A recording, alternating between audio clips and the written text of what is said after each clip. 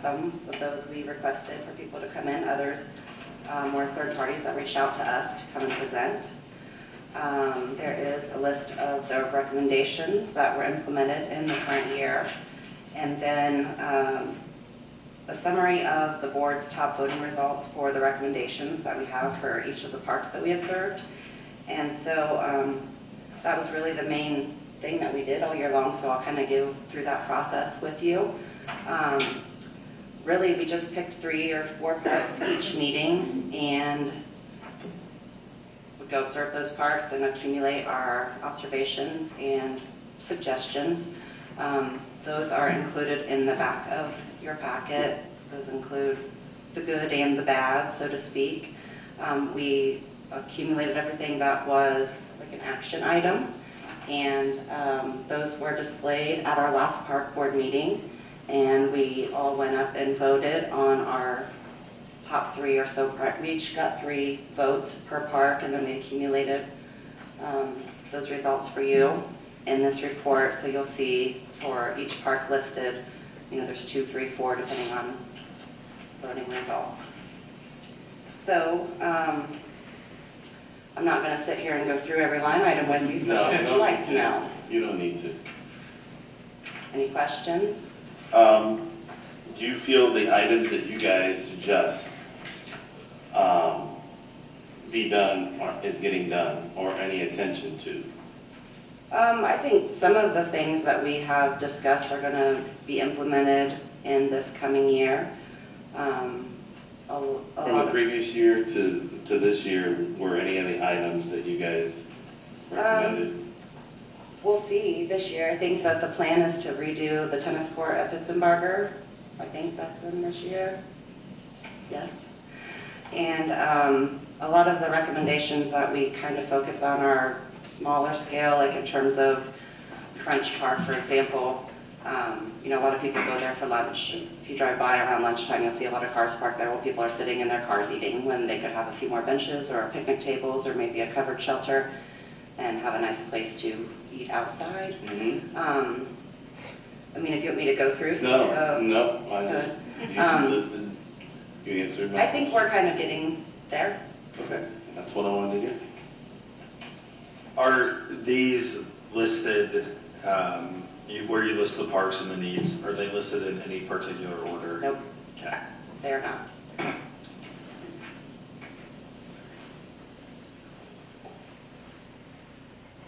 Any other questions from commissioners? How are you doing with attendance? Are you having quorums routinely for the report? We are. I'm not sure if, is there a minimum number, do you know, of people that we have to have? 5? I'm not sure if all of the members that their terms are expiring, I'm not sure that they're going to reapply, so we We're going to might solicit, not. we did get a resignation, you saw that. Yes, So I know we have 1 resignation, and then I think there's 3 that are up in March, and I'm not sure if any of them will be. I guess we'll be soliciting for some more, but there's 1 that I know now that people can apply for if they want to. There's, I think technically two vacancies at the moment, and then we'll have a few more. You want to join this happy band? Yeah. Please apply. Yeah, we're planning to continue our park observations this year, kind of doing the same thing. We didn't, you know, observe like Linear Park, and a few of them got missed just because of the amount of time in between meetings and making determinations of what we wanted to observe. So we're Commissioner Holman observed the parks. You want to talk about that as well? Yeah, last year, midsummer, I'd heard some people talking some smack about the parks, but I wasn't sure if it was true or not. So actually I went out and did a tour of all, I believe 16 parks that are listed on the city website, including Linear Park, which I bike often.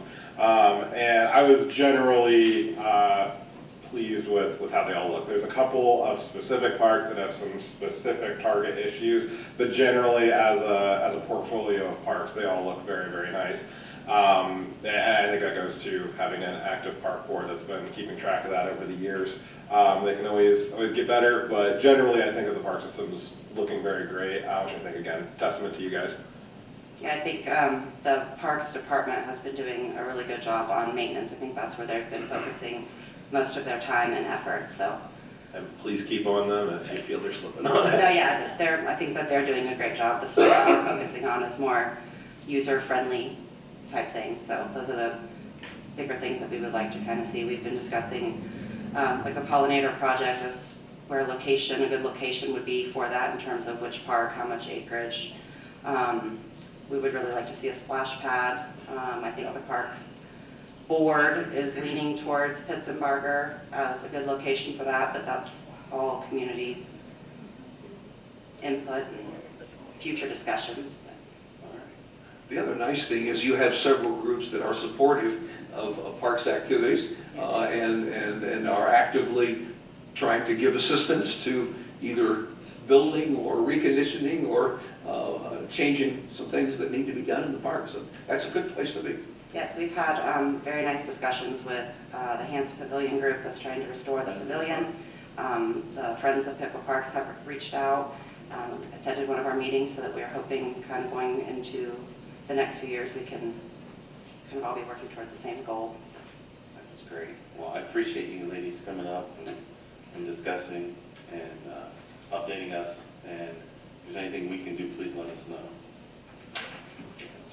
Thank you. Thank you.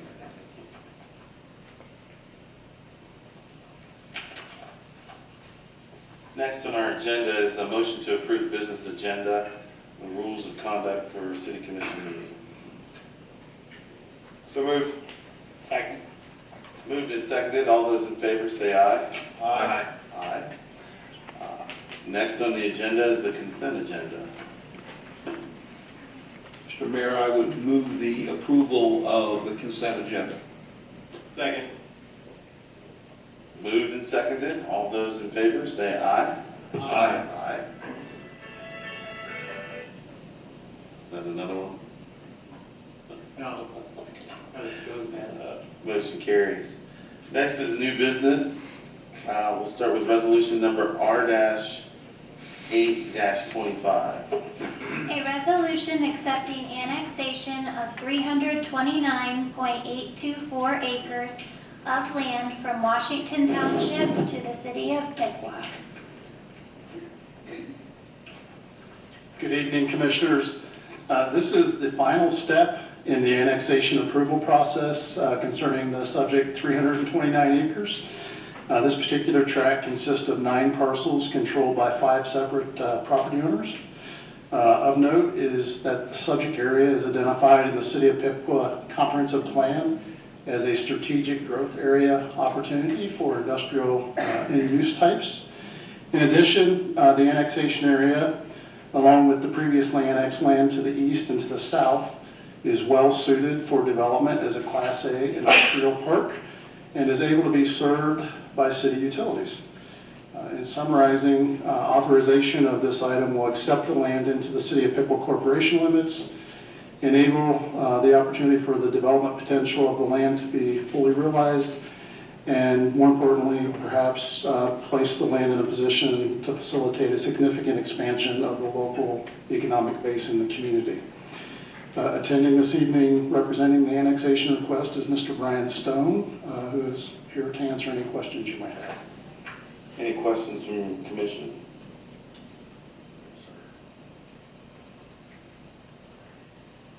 It looks like I got one. Nicholas Mark?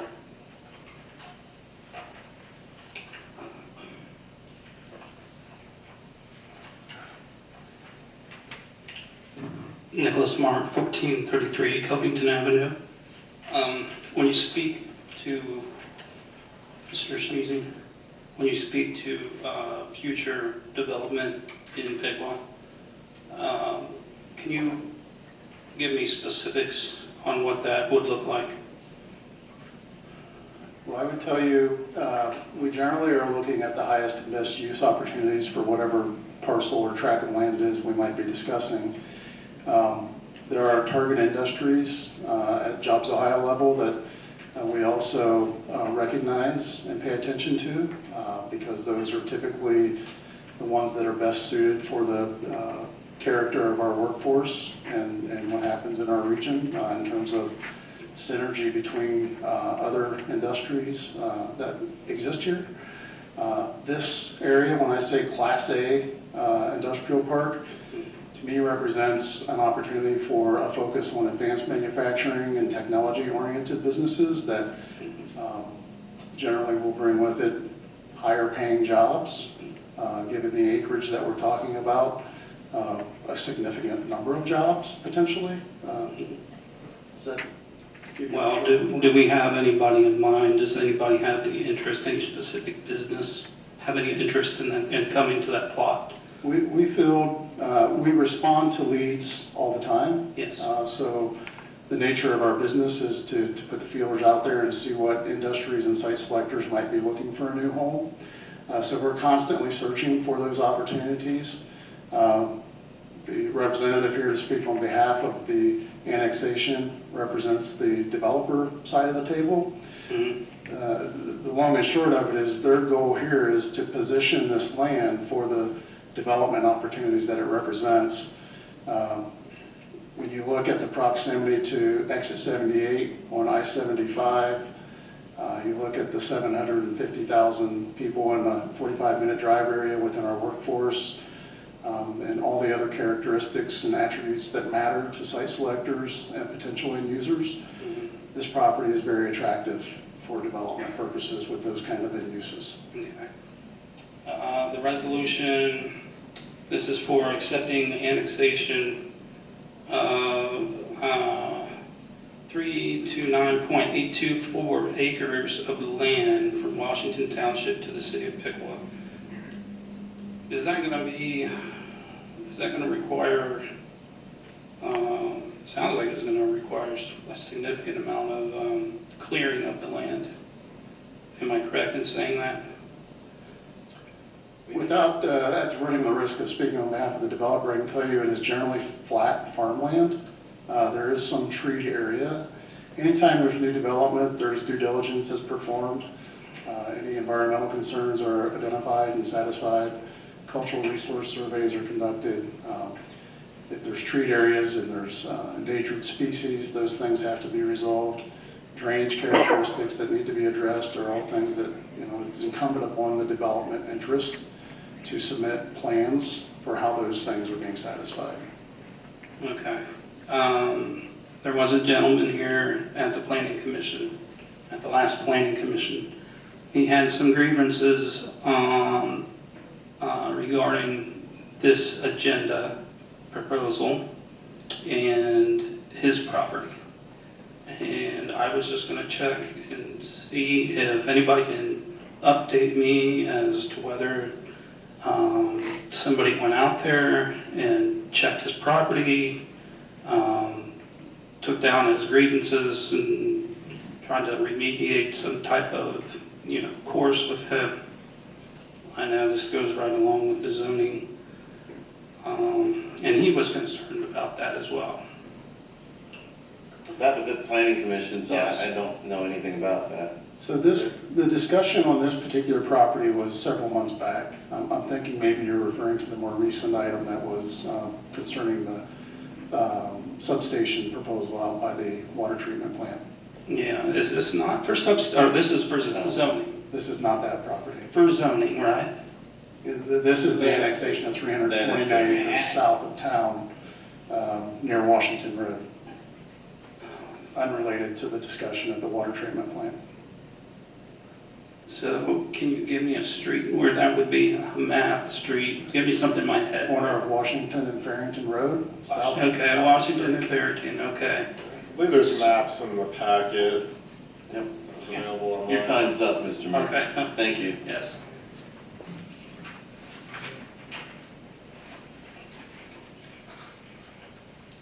Having no other public comment on this item, Mayor, I would move that we adopt resolution R-825. Second that. moved and seconded, all those in favor say aye. Aye. Opposed? None. Next on the agenda is resolution number R-9-25.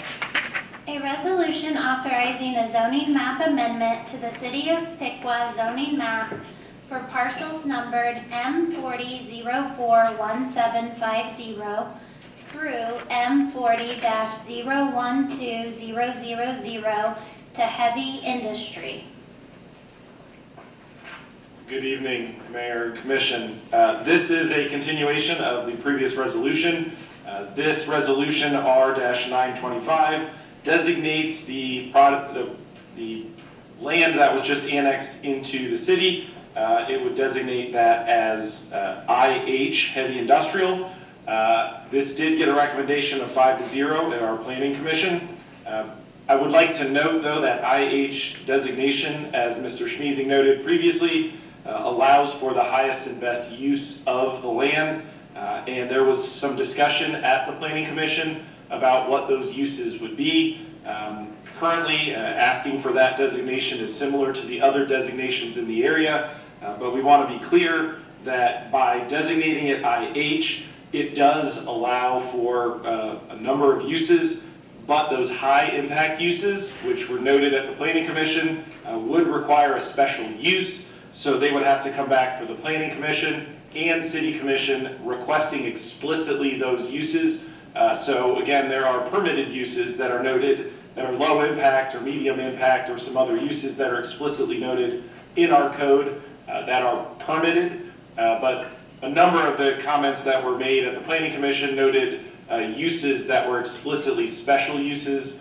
So again, I just want to make it clear that if, which again, nothing is being proposed, but if those were to be proposed, they would have to come back for the Planning Commission, which would have a public input portion. Then there would be a recommendation made to the City Commission, which would also, again, have a public comment portion prior to any use being approved in any of those categories.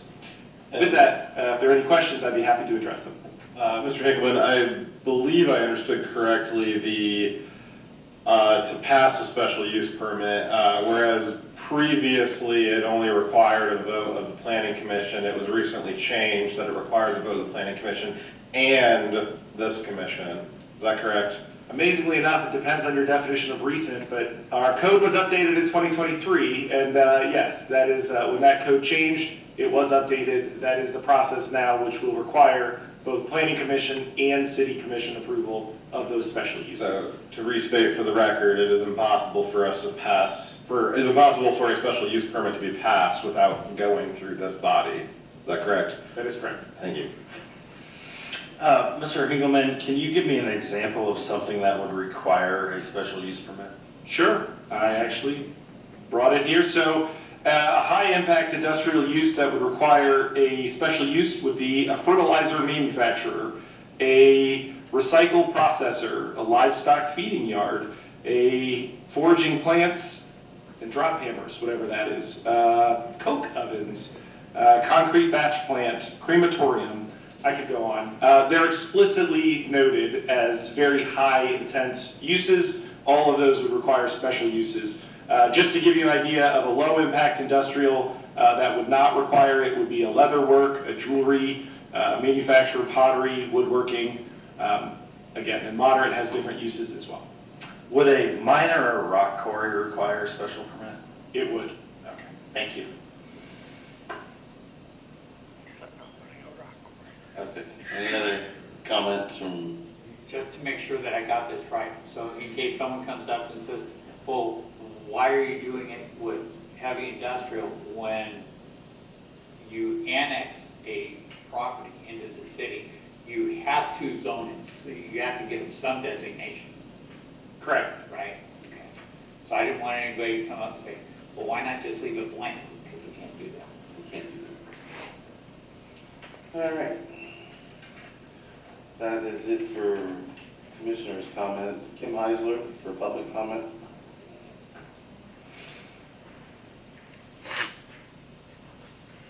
Hello, Kim Heisler, 1802 West Parkway Drive. Thank you for those explanations on that. And I think I had mentioned it before, but heavy industrial, and I know we're trying to bring industry in and we need to have that. As commissioners, is it possible, or could you consider actually writing something, some kind of ordinance that leaves certain businesses out of the equation so that we don't have basically we have a 20-year contract still going on with what happened at the old water plant. That's been shut down, but how do we know on any of these other properties coming in that's heavy industrial, it just can't start back up again under maybe a different name? And I know, as Kyle said, it has to get approved through them, and then it has to come through you guys. But once it gets through them, it's really hard to stop something like that. So I guess what I'm asking you guys to do is possibly look at trying to prevent something like the battery situation before it starts up again. You know, so we stop it before it starts type of thing, if at all possible. And then the second thing is, once this stuff gets zoned as heavy industrial, what then is the process if like somebody comes in and you guys approve and it's gonna be light industrial or maybe retail or something? Is that still a possibility or open, or are you guys just looking for the most bang for the buck so that the city can make more money? And if you guys could answer, that'd be great. Thank you. That's my questions.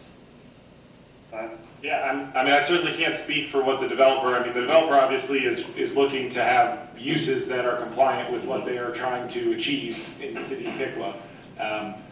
There potentially in the future, if there was a retail desire, obviously that could happen, but it's very unlikely that a retail use would be the highest and best use for that property, primarily just because of its location. You know, retail uses are on main roadways or closer to the highway or something like that. So as part of the overall development, you know, properties, potentially there could be retail, but again, there's always a right for a property owner to request a zoning designation change. So if the developer in the future made a determination that the use that somebody was trying to use on their property was not possible, they would have a right to then change it.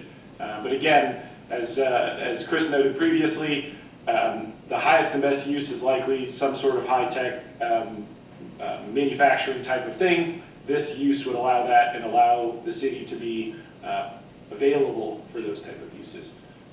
I would, does anybody from the city staff know what the zoning designation for the firefighter training facility is? Is that heavy industry?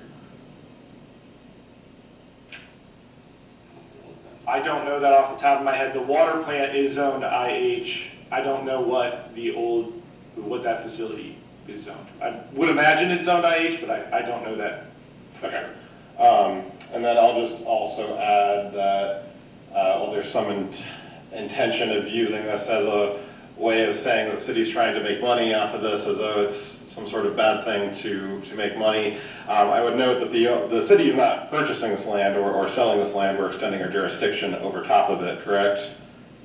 Correct. The city has no input on it. The only mechanism by which the city could generate cash revenue off of that would be by property taxes and income taxes. So if we are making as much money as possible off of that, the only way to do that is by if a developer were to come in and increase substantially the value of that land and be paying employees a substantial income that can then be taxed. So that's the only mechanism by which we can make as much money as possible off of that land. Is that correct?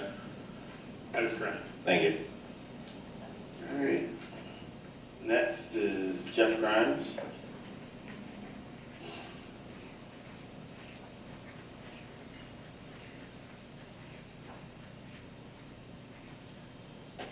Jeff Grimes, 1512 Margine Drive. So we're going to annex 300 and some acres into town. How much is this going to cost us to run the services and stuff out there? Does anybody have any idea on that? We don't have a number for what specific utilities, because we don't know what those specific utilities would be at this time. We are, as I know Commission is aware, and if you're not aware, I mean, we are currently engineering those kind of things. So our hope is to know the exact numbers as we continue to develop the engineering for the water, the sewer, and the storm that will be out there. So no idea what it's going to cost this? No, we certainly have an estimate, but I don't want to throw a number out there and then it's an estimate. So we certainly, as things finalize and as decisions are made for maybe an end user whenever that comes forward, obviously the city will make sure that we can provide the services that are necessary for whatever user determines there. It's a very varying use. If you have a certain user, they may ask for something. If you have a different user, they certainly would ask for something else. So we're going to make sure that that's engineered appropriately and as cost effectively as we can to meet the need of whatever users are there. I'm really scared of the environmental impact. This is almost all farmland, and all the water runoff will be going to the river once again. I know it's not that close to the river, but it's not that far, so I'm concerned about the environmental impact to the Miami River once again. And so why, if I'm not mistaken, IH, and this is going to be for the manufacturing or storage of dangerous, noxious, or offensive materials, smoke, odor, noise, glare, fumes, gas, vibration, fire, or explosion, risk of emissions of particulate matter, radiation, or other disruptive factors. Do we really need to do the IH if it's going to be high tech? What if it's high tech? Why would there be dangerous or noxious or offensive materials and all this other stuff? And I'm just concerned about what's going on in our town once again. And once the door is opened, then it's impossible to get this door shut. We're finding that out already. So do we want more emissions of particulate matter? Do we want radiation? Do we want smoke or noise? Would you guys want that built by your house? As far as noise, that's gonna be further out of town, and the people who are on those properties, they would sell, so there might be homes to the north, but for the most But where's all this stuff going to go? The smoke, the odor, noise, okay. We can get away with noise, glare. I'd just like to note again that the language that was noted there is considered the high impact, which would be a special use, and again would require planning commission and separate planning commission and separate city commission approval for any use that does the language that was noted right there, which is specifically the high impact industrial uses. Then why? Those are not permitted by right. Those are special uses that would require a separate approval. I just want to make sure that's. Then why zone it like this? Why don't you make it light industrial?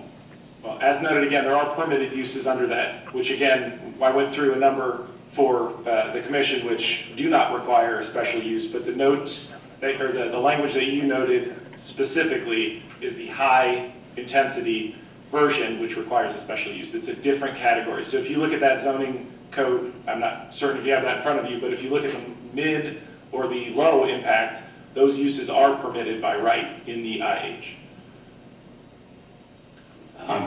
I'm just probably against the IH, but like I said, I'm really concerned about the environmental impacts that this will have, that we've had already that was supposed to go in front of the commission, and that didn't turn out too well for us. Thank you.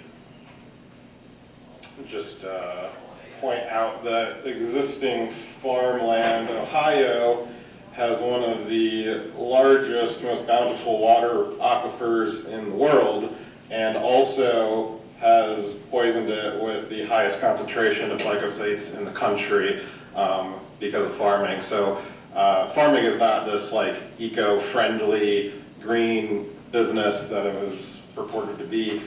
Typically converting it over to any kind of industrial is going to entail a lot more regulations about what goes into the ground.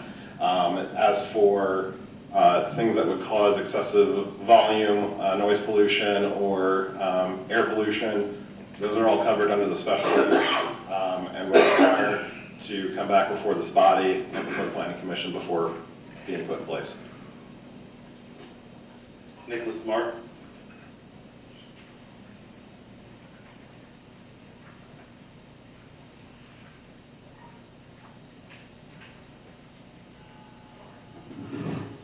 Nicholas Mark, 1433 Covington Avenue.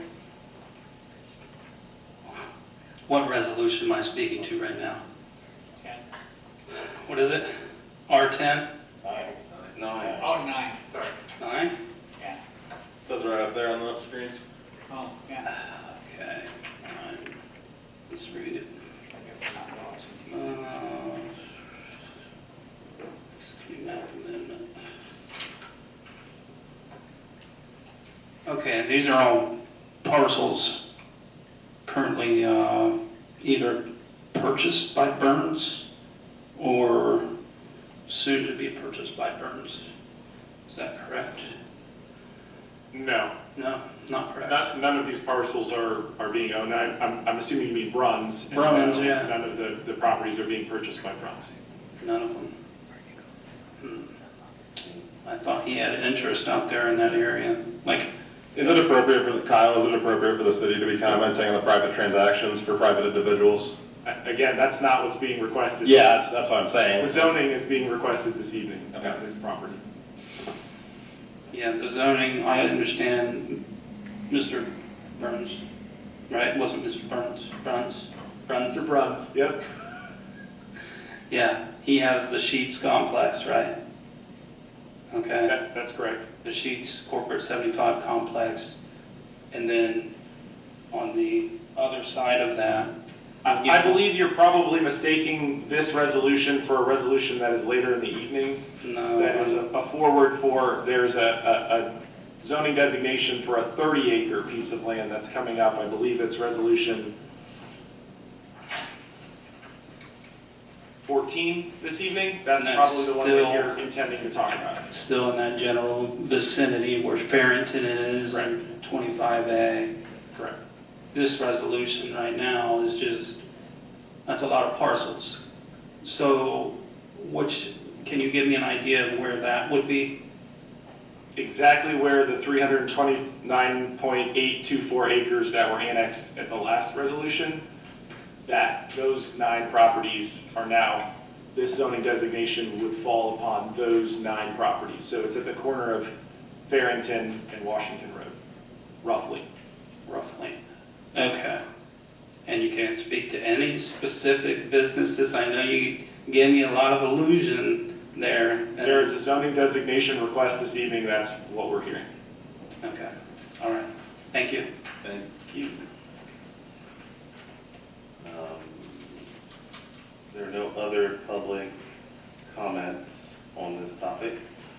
I would just point out, Mayor, that I would personally find it abhorrent for the government to be interfering or snooping on private business transactions, which is why that's not a subject of this particular resolution. Zoning. That is not something that the government has control over, and not something that you want the government to have control over. Nope.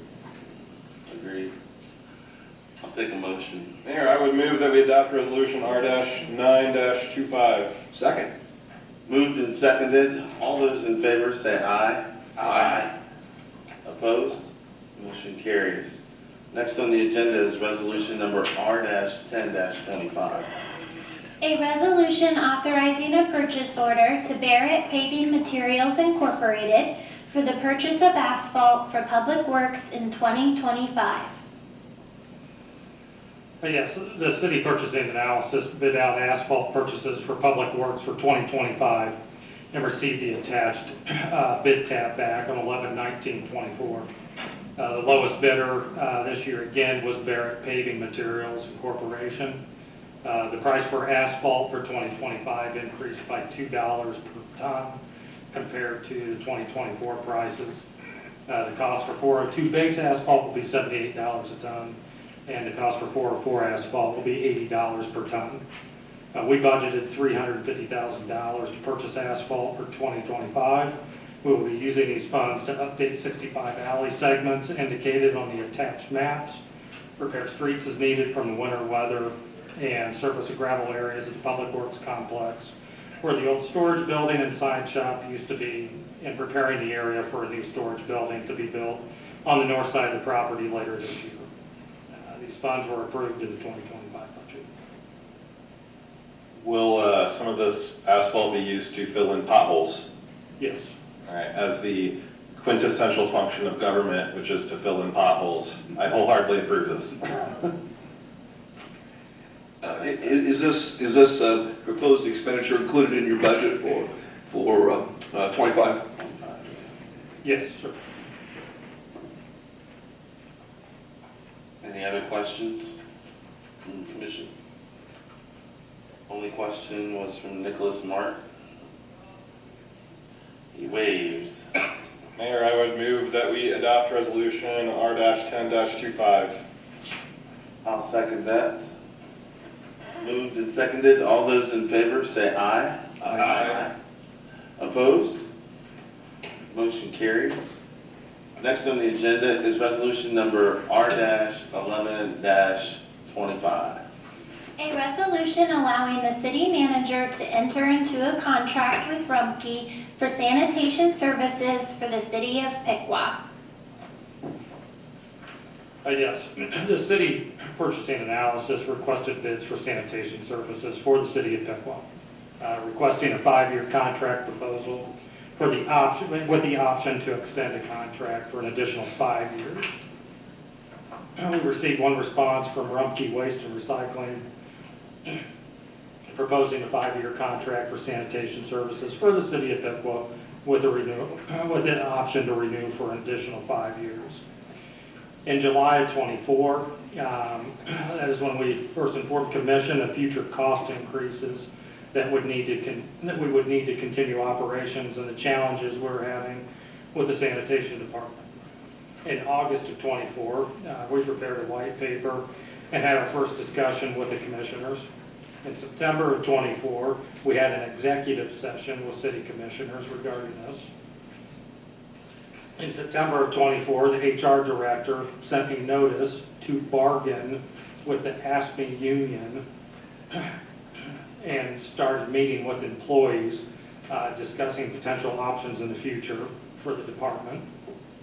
In October and November of 24, the HR director negotiated with the ASME union, allowing the city to place current full-time employees in different positions in various departments should the commission decide to move forward with contracting to Rumpke Waste and Recycling to provide services to the city of Piqua residents.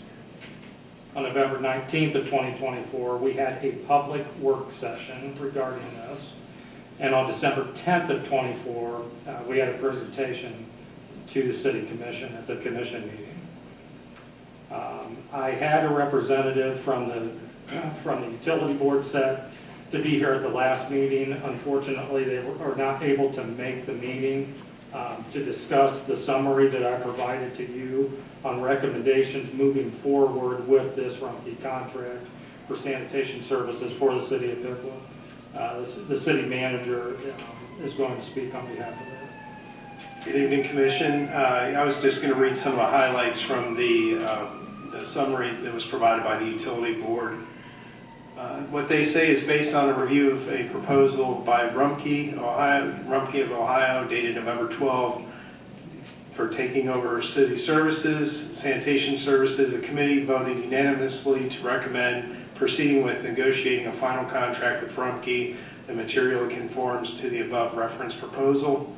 Key factors were Rumpke fees over a 5-year horizon could be stabilized, whereas with the city, that was not known. Rumpke maintains service quality and efficiency by providing employees with a full training program, including a CDL program. In addition, the scale of their business provides employees the opportunity to grow with the company over time. These cannot be offered by the city. The city service capacity offered by Rumpke in the event of a disaster cannot be offered by the city. Rumpke's scale allows them to shift resources in the event of a disaster in the way the city cannot do. Further, the proposal provides that Rumpke will maintain current routes and pickup schedule in order to minimize disruptions or inconveniences. They will maintain the current bulk pickup service. They will maintain billing through the city utility business office. Rumpke will continue to provide fall protection service, alley pickup to senior citizens and disabled citizens. Rumpke will provide 1 time per week curbside trash and curbside recycling. And Rumpke will provide 3 large and or bulky items collection on a day subject to reasonable restrictions. Rumpke will provide customer service lines for pickup issues, and they will also provide a regular service level support to the city manager that will be shared with the commission. The committee advised the city should follow that the city following the need should be carefully managed, ensuring the city is not responsible for damage caused by Rumpke. The city must carefully consider when the change in Rumpke will happen, how effectively we communicate these changes, how the residents' request bulk pickup will be done, and how will apartment building be handled for both regular and bulk pickup and cleanouts. And finally, the committee recommended the following with regard to the current sanitation fund balance. One was to establish a reserve fund for disaster management. The second was for short-term financial assistance to residents. Third is a reasonable fund balance to cover city-provided administrative services during the transition period. And fourth, to develop a plan subject for future review to smooth out fees and fee increases over time using the excess fund balance. We also have representatives from Rumpke Waste and Recycling Management here to speak on behalf of their services.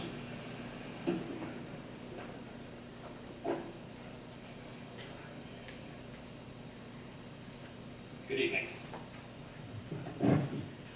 Good evening. My name is Dusty Yingst. I am the municipal and public sector representative with Rumpke out of our Greenville office. Been with Rumpke for about 5.5 years, currently managing right around 40 plus municipal contracts through our Greenville office. With me is Barney Rumpke. He is the route manager. He will be responsible for the day-to-day operations within the city. Barney's family is obviously tied to the Rumpke waste industry. Rumpke's a family-owned and operated company for over 90 years. We're currently being led by our 4th generation of the Rumpke family. We look forward to the partnership with the city and to assist with the city's mission to keep their streets clean and green while providing residents with the highest level of service. Rumpke adopted a mission statement that we strive to achieve every day. Our mission is to deliver exceptional waste and recycling solutions to our customers and our communities through a commitment to safety, service, the environment, and the growth of our company and our people. We have a team of highly qualified individuals right here in our Greenville office that will work directly with the city and the city team. Barney and myself will be the direct points of contact for the city team out of our Greenville office. Also within our Greenville office is our team of our operations team, managers and supervisors, and our full-time staff within our safety service department as well. Customer service is a top priority for our team.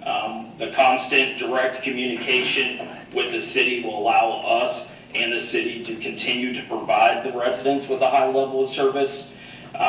Obviously, we have requirements that we are set to meet within this contract, and that's what Barney and I's job is every day, to make sure that those continue to be met and work directly with the city to make sure that's done. If awarded the contract and the opportunity to service the city and the residents, Rumpke will continue to work with the city team members over the next couple months to ensure a seamless transition of services to the residents in the city. We have an implementation plan that was put into our bid packet.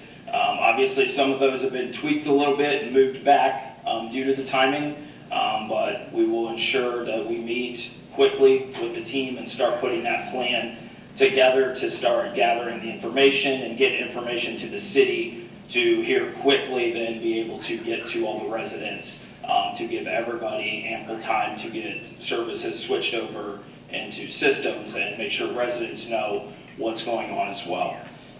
We thank you and appreciate the careful consideration that the city and the commissioners have put into this, and we look forward to building a long, strong partnership with the city of Piqua. Barney and I be sure to answer any questions that the commissioners may have for us in regards to this. If we were to move forward, what would be your plan for swapping out the existing bins with new ones, or would you even do that? Per the RFP that was out, there's a 2-year period in there. So there's 2 options we have within that 2 years, whether we swap them out with Rumpke cans, or if we go with a rebranding model rather than wasting all of those cans that are, that are out there and don't need to be recycled or landfilled, because that's typically what happens on a cart swap out. However, our cart manufacturer that we use now does have the ability to recycle those cans. They'll melt them down and then reuse them for new molds. So we'll work with the team on how we want to do that, but it all will be completed by the end of 2027. But you guys would take on the burden of collecting this? We I would. asked because, I Yep. have some friends in Pittsburgh, and they apparently just went through a transition to new trash collection, and everybody in the city had to figure out what to do with their old bin. No. We will take care of that. We'd have to work with Brian to get some room to stage some trailers, and we'll pick them up. What we would do is we would follow the trucks on the routes. Okay. And as they empty, then we'll take them and drop the new ones in. So, but either way, that plan will be implemented with the city and be completed by the end of 2027. And then if we were to move forward with a recycling piece, you guys offer recycling? Yes, that's part of it. 1 time a week. When you recycle it, does it actually go to recycling, or does it just go to the landfill sometimes? So it absolutely goes to recycling. So even from here, currently, the city currently take it to the transfer station, right, Brian? Correct. So Brian, they currently take it to the transfer station, which then gets transferred to the Rumpke Recycling Center from Miami County. Now for us, we'll probably take it back to our facility in Greenville, which then will end up at the same recycling center in Cincinnati. Yeah, separate trucks, separated at the transfer stations, and then it ends up in Cincinnati at our recycling center. Would recycling be every week, or would that be on a different schedule? It is every week per this contract, yes. Same day as their trash pickups. The routing's not changing currently, at least. We've got the route sheets. We'll be meeting with Brian, but everything to start is going to stay the same. Now, Okay, so obviously, as we go along, we may try to make some recommendations as far as for efficiency or safety purposes. But to start, and at least for the first 90 days, because I think it's a 90 or 60-day notice about that, everything will be exactly the same as what it is set up now. Do you have any familiarity with our style of truck versus your style of truck? Is there any significant difference in the footprint that might not fit in certain areas that ours do? Automated and rear loads. Right, Barney? Automated? Yep. We may toss around an idea down the road of using a different truck, but it won't affect anything that the residents are doing. It'll just be more efficient for our guys. But to start, the plan is automated side loaders that are being used by the city now and rear load trucks that are also being used by the city now. Same types of trucks running on the same routes that they currently have mapped out. And then can you tell me a little bit more about how bulk collection would work based off of what the RFP was? Yes, bulk collection will be, each resident will be allowed up to 3 bulk items every week on their collection day. How big are we talking? What's that? How big are we talking? As long as, couches, you name it. There are some restrictions, and this information will be shared with the residents in a packet of information that they'll have ahead of time. There are some restrictions when you're talking about like tree limbs and woods and stuff like that. But what we ask for is a 24-hour notice. They can call the 1-800 number at Rumpke customer service, and they're just going to tell them, I'm going to put 2 couches out. Obviously, couches have to be wrapped, or furniture's got to be wrapped. A lot of the same policies and procedures they're probably used to now as far as setting it on the curb. But I don't know that we'll really stress the 20. I mean, the truck's going to be driving the route every day. The 24-hour notice is something we put in there, but our guys, they're driving the same route as the trash and recycling truck that day, and they're picking up bulk. So if they see a dresser out, they're going to pick the dresser up, kind of thing. So, but that is every week up to 3 items. And then organic waste like lawn clippings and leaves and leaf piles? Do you guys go like suck those up or? put We those don't, in? we do not provide that service as far as like leaf pickup goes. Okay. But like yard waste can be in bags, it's all getting mixed with trash because there's no licensed compost facility that we have access to at least right now. So it's all being mixed with the trash and taken to the transfer station. But again, do those bags like go in just like with your regular trash? They can, or they can be set beside your can. Right now, I use those, they're real tall paper Mhm. bags. They sell them pretty much every. Yes, yeah. I call them GGE bags. Grass goes everywhere because you can't get it all in the bag. But yeah, I mean, those are very handy for Yep. setting out on the sidewalk. We can just set those and pick them up. We'll pick them up with the bulk and the yard waste separately. Okay. That's all I got. Oh, you got it? Appreciate it though. Nothing. Thank you. Thank you guys, I appreciate it. Any other questions from commissioners to staff? I have a few for staff. Brian, how many employees, if we decide to move forward, would be affected by this? 5 full-time employees would be affected, and they will all be offered full-time jobs to continue with the city of Piqua. Did those 5 employees, did their union weigh in on this? Yes, And I'm assuming the union was in favor? correct. The positions that these 5 employees would be offered within the city, would their pay or benefits be decreased? No, their pay and benefits will be exactly the same. In the presentation that you gave us going on a month or so ago, have any of the numbers changed? By numbers, I mean this particular slide. No. So then, those have not changed. Based off of my my math skills here, which was stretching a little bit. In the first year, it's actually for 2025, the rates that we have set, it's a whopping $3.12 cheaper to stay with the city of Piqua. When we get into 2026, it is $27.60 cheaper to go to Rumpke. In 2027, it is $64.44 cheaper to go to Rumpke. In 2028, it is $109.56 cheaper to go with Rumpke. In 2029, it is $160.80 cheaper to go to Rumpke.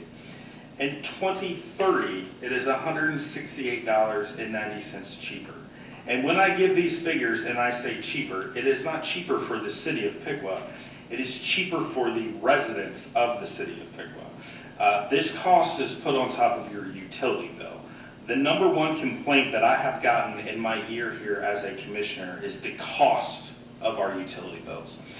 To me, this is not a question of whether or not I would like to keep the refuse department in-house or in the city service. This is a simple budgetary question. If all things were equal, of course I would want to keep this in the city in-house, but they're not. This is about cost saving to the resident, to the taxpayer. I can in good conscience support with the city cannot even guarantee me, based off of our last presentation, that the numbers when we get to 2028, 2029, and 2030 are going to be that number. They could just as easily be higher than this. These are just guesstimates here from the city staff. Correct me if I'm wrong, my folks from Rumpke. These numbers that I'm looking at, those are set in stone for 5 years. And if the city approves this and signs the contract, you can't change those numbers. Brian, can you guarantee that these numbers for the city are not going to change for 5 years? No, I cannot. They could possibly go up more than that. That was the best case scenario that I gave you.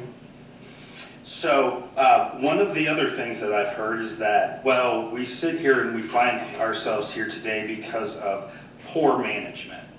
Actually, we're here right now because of good management. I just told you, if we stay in-house for an additional year, it's actually cheaper for the city to provide these services. However, what the leadership and the management team of the city did is they forecasted out, and they looked to see where the costs are going to operate this system. And based off of those projections and the uncertainty that the city has in keeping this in-house, the prudent thing to do was to put this proposal in front of us and to ask us to make a decision. Poor management would have been waiting until we find ourselves in a situation to where the costs have doubled and tripled and then governing by crisis. I just think when this boils down to what the decision is in front of us, it's not if we want to keep the service in-house or out of service. It's how much are we willing to subject the residents of the city of Piqua to pay on their utility bills. So I don't have any more questions, and that's all. So I think we should ask the citizens what they want, whether it should be in-house or out, or whether they're willing to pay more or not. Right, because that's the question is not, is it in-house or out of house? It's how much are you willing to pay to keep it? Because based off of these numbers, the costs are going up. So are you willing to pay an additional $168.96 to keep this in-house? So that's good. How many years down the road was that? 5. It gets worse after 10. But these are city employees.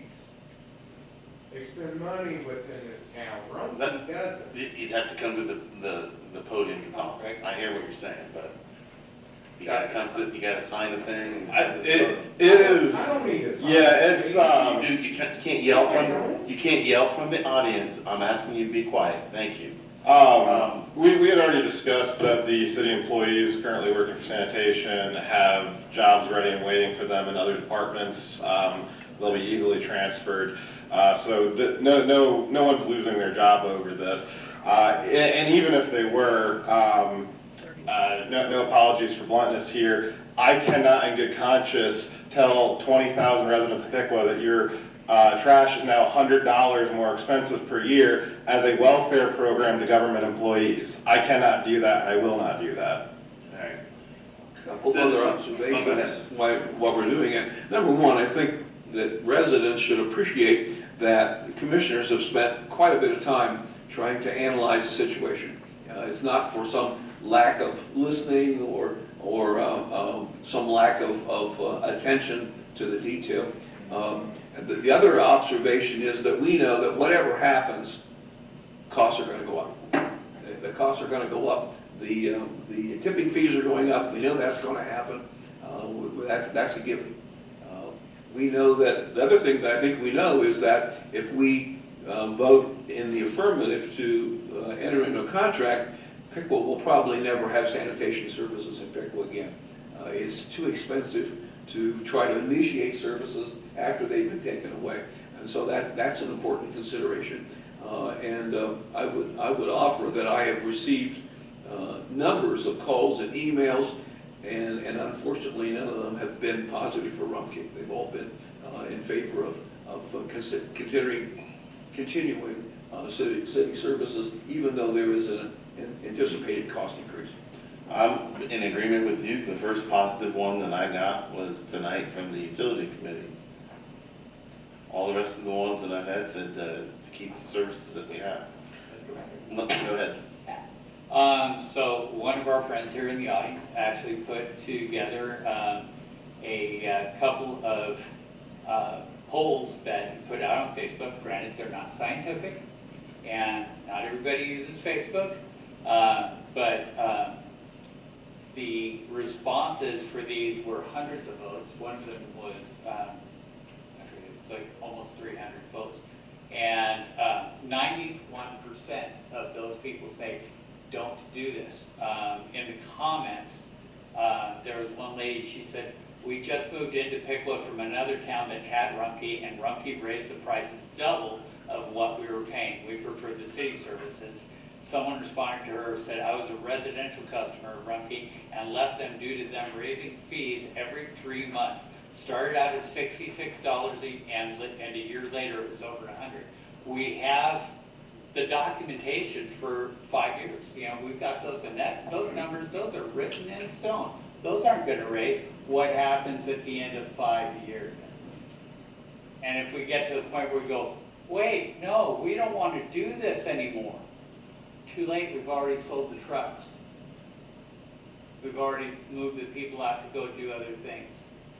That is an interesting point about that, what happens at the end of 5 years. Mr. City Manager, I do believe that the RFP that was put out had an extension for an additional 5 years. Can you, I guess, explain a little bit about what the possibility of a rate increase at that time might be?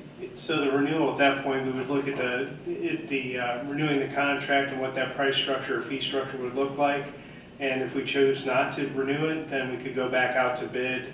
And there are several other vendors that I'm sure would be interested in looking at providing services. Well, I mean, what would happen if we continued on with Rumpke after 5 years? If we continue to extend it, wasn't there like a built-in extension? It would be a 10-year, yeah, but it would be a negotiation of rate structure at that point. Okay, is there any limits or guardrails on that would only raise up a certain I'd percent? have to pull the contract provisions out. Does Rumpke, do the representatives from Rumpke, are you guys aware of if there's any limits or guardrails after that first 5 years? We have a pricing structure in there for 10 total years. Okay. Sorry, yes, it's 5% per year, is that correct, sir? Okay, so at most at 5% per year. I don't know exactly what the numbers were, what the percentages were for the city's maintaining its increase, but it sure seemed like it was more than 5% per year. Also, that would be a contracted, set in stone rate, whereas the city, we're free to re-vote on the rates every single year. There's nothing really to stop us other than the next election cycle, but that would not stop the increase in cost for that department. Let's hear from some citizens. Jeff Grimes.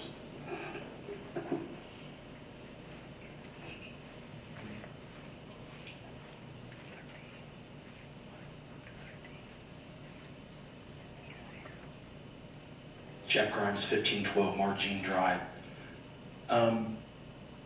So will there be an opt-out option for the citizens since the city would not be providing these services? Okay, so you're, Mr. DeBross, you were saying like $160 a year or a month? A year. So that at end of 5 years is only going to be, I don't have a calculator in my mouth, it's not good, but only $10, $11 more. So I had the pleasure of talking to some of the guys that do work for the trash, and a great group of guys. And the biggest concern was, this is probably the hardest job that is in the city. And the guys riding on the back of the truck are a temp service. So one of the guys on the temp service has been there 2 years, and he was really discouraged that he would never be able to get a full-time job with the city. So, like you guys said, there was a big Facebook thing, and like 90% of the people in town want to stay with the city. You know, if it didn't work out, we just spent a bunch of money on all these trucks. A bunch of money on all these trucks. Well, what happened to the trucks? Going to sell them? And what's going to be the depreciation on how much money we're going to lose on those? So it's a big deal because, you know, nobody wants to pay that much more for trash, but I don't think like $10 more a month. I think the big issue is with the electric bills and stuff. So, if we continue to outsource stuff because it's costing the citizens money, how much would it cost us and what would the savings be since we don't have a jail or court in town to outsource the Piqua Police Department? And if we're just about saving money, I think they just spent $20,000 or $30,000 on a side-by-side so that we can patrol the bike path, because they said, well, there could be a bicycle that was abandoned. So it's not about the city saving money.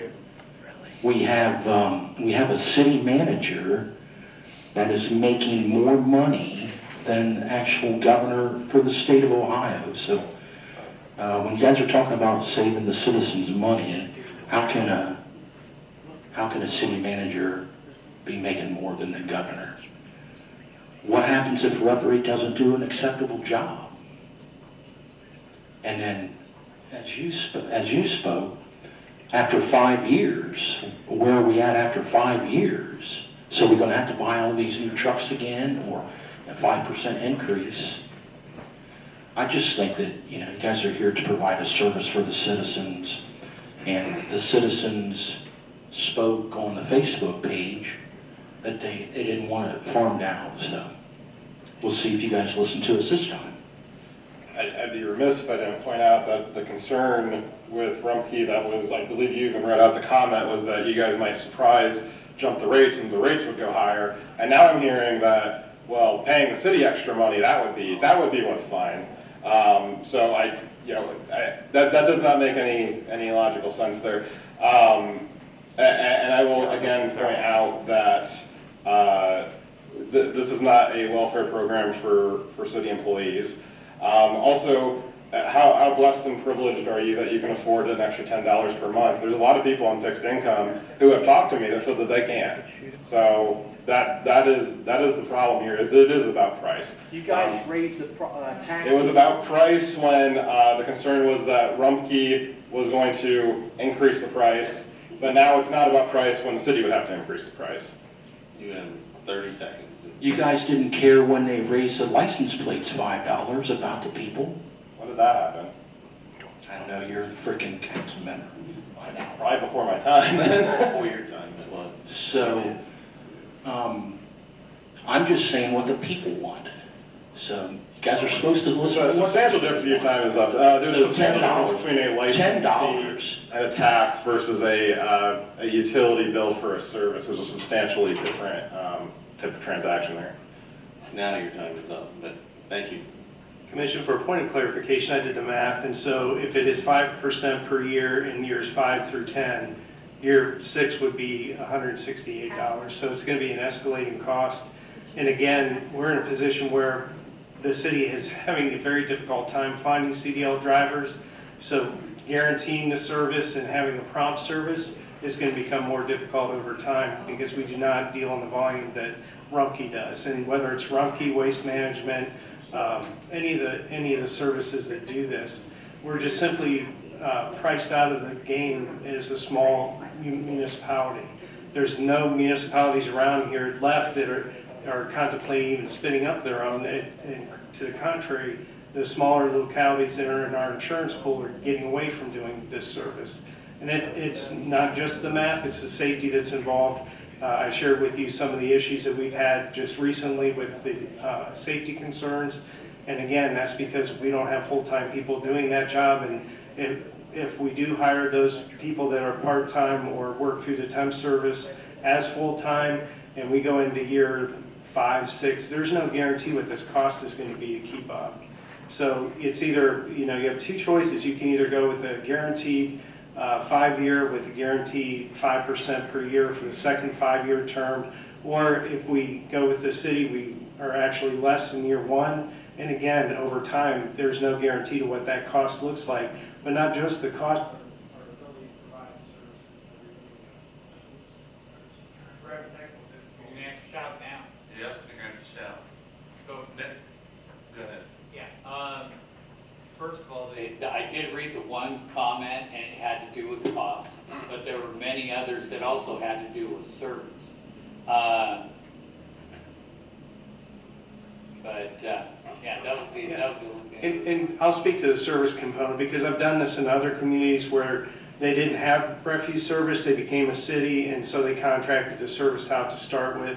So it's all about management. It's a relationship between the vendor and the city, and holding their feet to the fire to make sure they do what they're required to do. So it's not something that's impossible to repeat. It's that the trash, the recycle will get picked up every day, every week at your curb, and it's by who does it get picked up. And so if the residents feel that it's important to have city staff do that, then they're going to pay a premium to have that. But in doing so, we're going to have to cut back. We're not going to be able to provide a lot of the services that we've been putting out there, for the simple fact that we can't just keep increasing rates. I mean, for us to come back in 3 years and say we have to have double the rate increase because we can't purchase trucks or find drivers, then we're going to be criticized for mismanagement. I mean, it's that simple. So we're providing, it's either, yes, we want to have a cost that's going to be stabilized for 5 years and potentially 10 years, and know what that is, or go into uncertain territory where you may all be off the commission, and the commission that's sitting up there is wondering why our rates have gone up and why do we have this city service that we can't afford. So it's pretty basic. Darren Yeats. Darren Yeats, 604 West Green Street. 6 months ago, whenever we first started talking about this, I'll admit I was against it very much. Knowing that the employees, the 5 full-time employees will stay with the city, that's one concern that I had, and you already took care of that, seems like.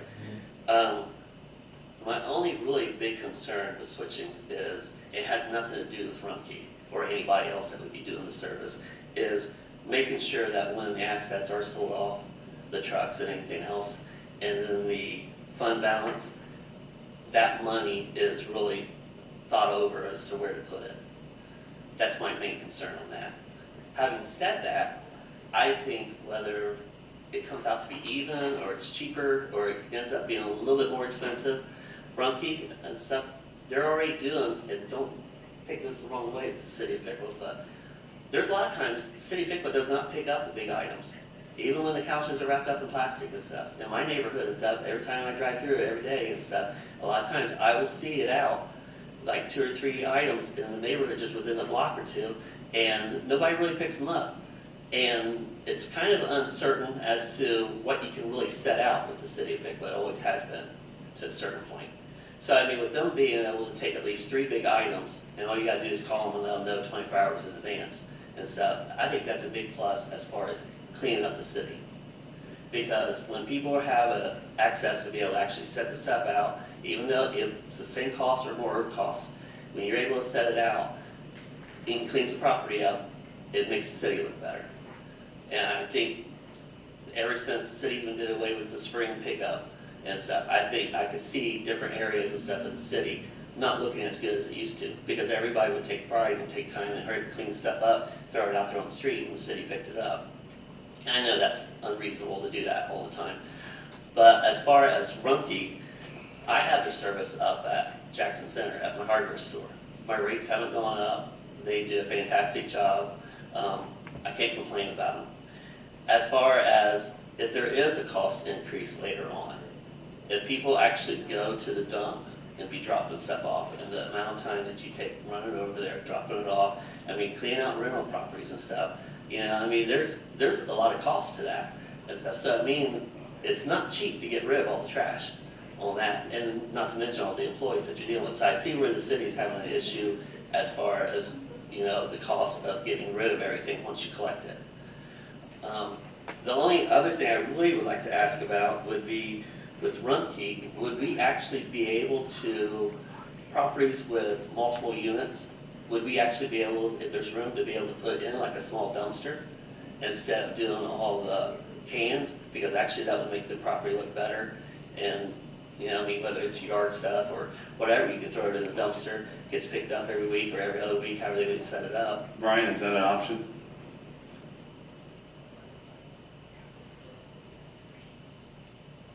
That would be a code issue that we would have to deal with. That's not an option that we're allowed to get right now at this point. Is that a code issue that you'd be willing to consider?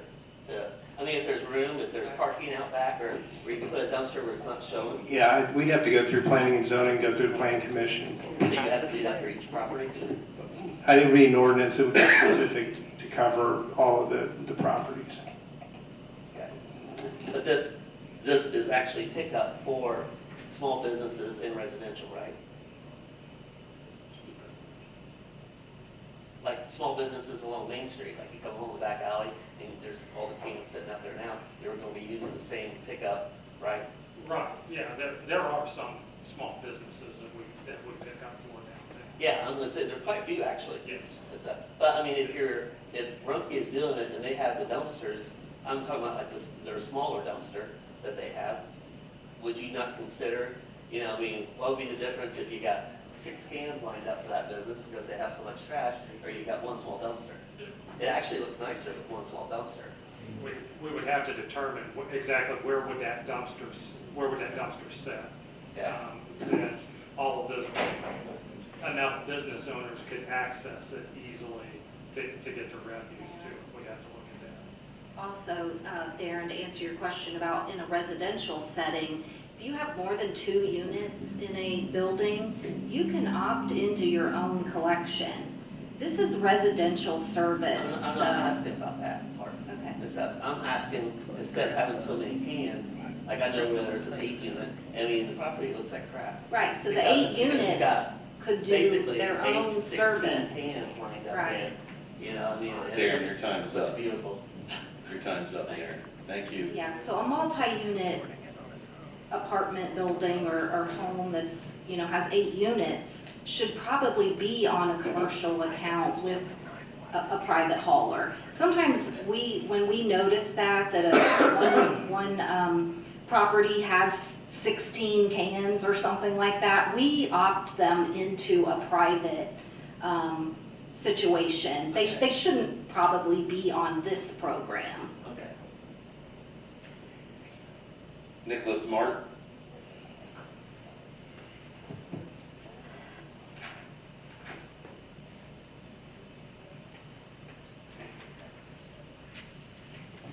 Nicholas Mark, 1433 Covington Avenue.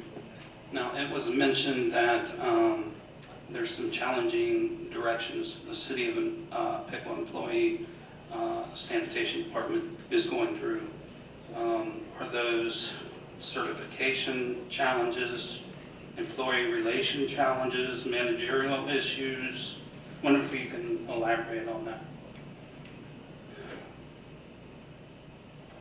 Some of it's part-time help. That is a revolving door with part-time staff when you're using a part-time staffing service. To alleviate that issue, we would look at hiring, full-time employees for the back. In doing that, it's a cost increase to the citizens to do that. Hiring full-time drivers has been extremely difficult. Our last round of applicants, we had 7 applications.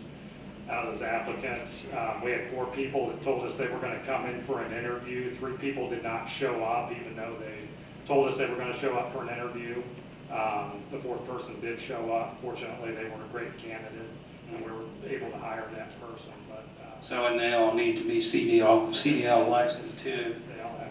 Would that licensing be something that would have to be done through City of Piqua, or not so much? We don't offer that training. It would have to be through. Not at the sanitation department. Okay. Did I interrupt you? No. Okay. Will Rumpke be able to handle certain waste that the City of Piqua is not able to, has the capacity, certifications, training to do so, such as industrial heavy materials that are byproducts of industrial heavy manufacturing?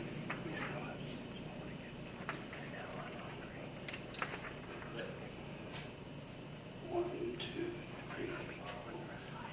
got 2 minutes. Could you repeat that again? Okay. Will Rumpke be able to handle certain waste that the city of Piqua is not able to, has the capacity to, certifications, training to do so, such as industrial heavy materials that are byproducts of industrial heavy manufacturing? After you are done with your time, I will invite Rumpke back up to discuss their hazmat procedures. Mhm. And do we have an opt-out program? Let's say we go with Rumpke, and, I mean, is there a satisfaction, can we go with them for a certain amount of time, and then we have the ability to opt out? No, this would be a 5-year contract. 5-year contract, final, okay. That's my time. That's all. All right, thank you. I'd invite Rumpke representatives to come back up, and I guess the question would be, what is allowed to be picked up using the hazmat material classifications? Is that substantially different than what we probably already have? Probably not. Policies and procedures are very similar in Miami County. Miami County is a flow control county where all trash has to go to the Miami County transfer station, with the exception of industrial special waste or profile non-hazardous waste, which we have the capabilities for, but from a residential contract side, that should never be in your trash toter. That's usually at an industrial facility business with roll-off containers that go directly to landfills. So really I guess the overriding constraint on what you can collect is the Miami transfer station, right? Correct. And we're currently already using that, so that, yes, it would be what the transfer station policies and procedures are, with the addition of their end user, which is the Cherokee Run landfill in Bell Fountain. So that's where all the trash from Miami County goes to from the transfer station. So they have the ultimate final decision of what can and cannot be accepted at the transfer station. So the constriction on the types of materials you can collect is going to be the exact same now Yes, sir. as dictated by Yes, sir. Miami County. And then I guess the other question is essentially talking about commercial services for industries, which I'm sure you guys offer, but that's outside the scope of what this is, correct? That's outside the scope of this contract. That would be working directly. I'm also the commercial sales rep as well. So if somebody wanted to talk yes. about their heavy industrial waste, they should give you a call. Absolutely. All right. Yes, sir. Yeah, well, I mean, we have a number of commercial customers inside the city limits currently right now that we're serving. Some of them even downtown with dumpsters. So yeah, that's definitely something we can provide. Hey. Thank you. Thank you. Kim Heisler.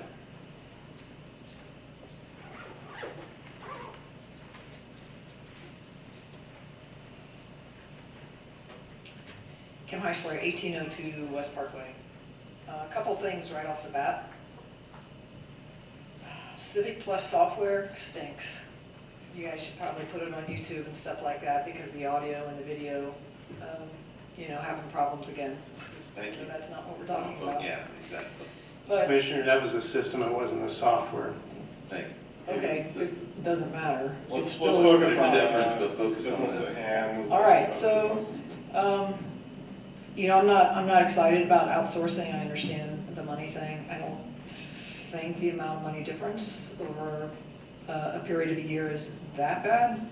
I do understand that there are issues. Always keeping the services inside to help keep us self-sustained is always better too. And again, I would not want to be in you guys' shoes at all, because we want the best for the city. And I did have a question. Has Rumpke ever serviced Piqua before? And how long and at what capacity? Try to make it as quick as possible, because I got lots of questions. Not for refuse. They did at one time manage the recycling. How long ago? And how did that go? I wasn't in charge at the time, I'm sorry. Very quickly, how did Yeah, that go? we utilize Rumpke for our recycling service for probably about 20, 25 years, and And you got rid of it because why? we moved in-house because we had more staff than what we had work for. So we took that service and those employees and had them do the recycling as well. Okay. Thank you. Gosh, there's so many questions here. Okay, so how long ago did we buy the truck? You know, the big old arm truck. It's only been like 2-3 years that we got the new truck. I guess what my question is, you don't have to answer that. It's not been that long ago. So my question of looking ahead and foresight of seeing problems seems to be a little bit of an issue here. I would have thought 3 years out or 2 years out when we got it, that we could have maybe seen this ahead of time. Earlier it was mentioned July is when you guys just realized that's only 6 months ago, and actually, you know, looking forward. So that we need to have a lot more foresight when we make decisions on spending money, because it's we just need to have more foresight. Something else that was mentioned earlier, Mr. Oberdorfer had mentioned, you know, what happens at the end of 5 years, or if they're not doing their job. He mentioned holding their feet to the fire.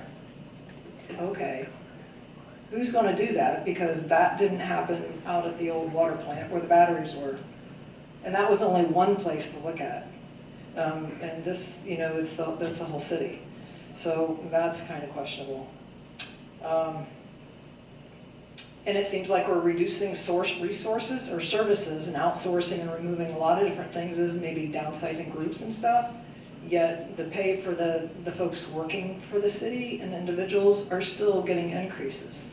So that is a little bit concerning as well. I don't know, you mentioned something about disaster management. That's probably common terms, but that's a little bit concerning too.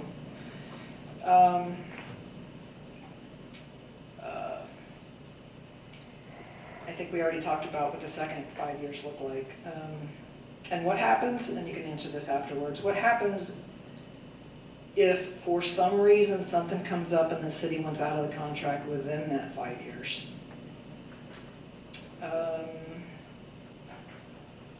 And then also, like, Paul, you had mentioned like the extra bags, the grass bags and stuff like that, and they said, oh, we'll just put it out there. Afterwards, is there an extra cost for each bag we set out there to put in there? I mean, from what I read, it sounded like each bag is another $5 Is there an or additional something cost? like that. No. No, there is not an additional cost. So we could have 4 bags sitting out with our trash, and it wouldn't be an additional cost with Rumpke. Yard waste. Yard waste, You're talking in about the yard bag, waste. in the bags. Okay, good. And then also recycling, is recycling taken to a different place, or is it all separated but dumped in the same municipal? I asked that question. Did you? I'm sorry, I missed it. They said that they take it to their own recycling place. Okay. Thank you, I missed that. Your time. We're talking about so much stuff. Yeah. Yep, that's it. Thank you. I just wanted to respond to the comment that the price raise would not be that bad when looking at the, keeping it with Piqua. And I'll just, again, how blessed and privileged you are that would not affect you. I don't know that a extra $10 per month would affect me either, but I am also blessed and privileged to be able to absorb that in a way that someone on fixed income cannot. I'm quite baffled by this sudden stream of comments that, oh, it's no big deal to pay more for city utilities, because I have heard quite different comments over the last year of being on the commission, where people have said, I want my utility rates lower, it's too much, any kind of fee change or anything is throwing off people on fixed income.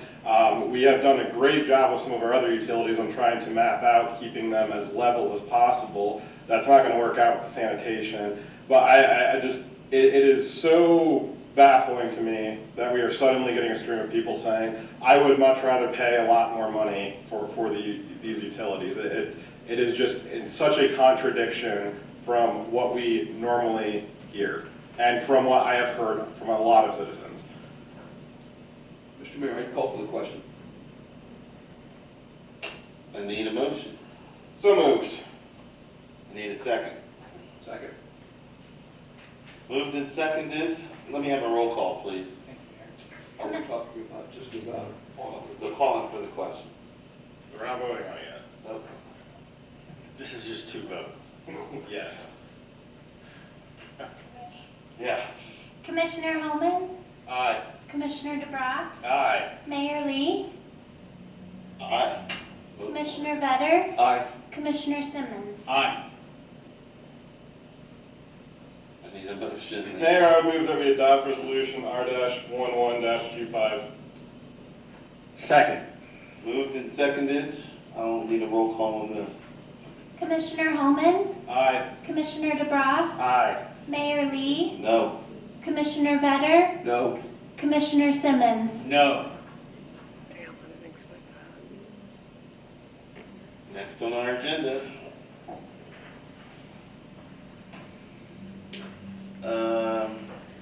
Resolution number R-12-25.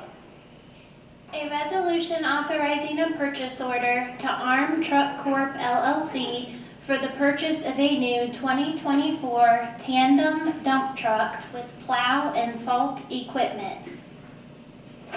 Yes, the Public Works and Utility Departments would like to purchase a new 2024 tandem dump truck with plow and salt equipment from ARM Truck Corp. This truck was competitively bid through the Sourcewell contract.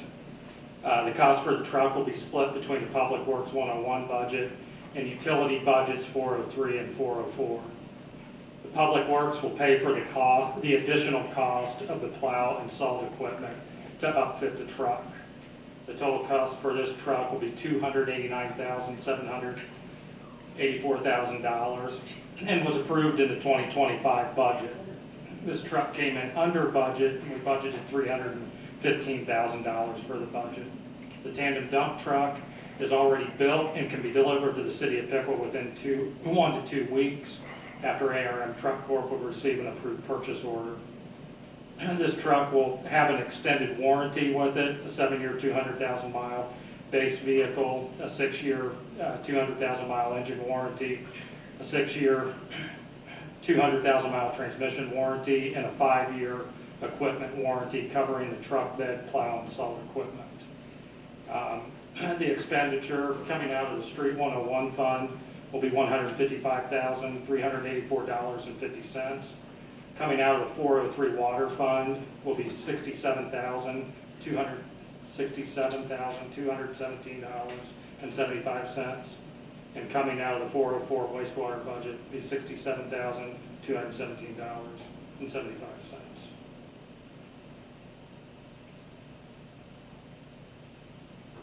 Any questions from commission? Why'd we go with Armed Truck Corp, I guess? It's a great, it's under budget, I like that.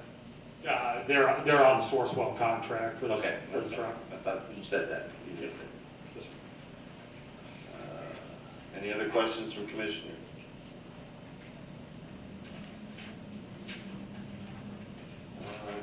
Kim Heisler? No question. We'll get this in time for the next snowstorm, right? I hope so.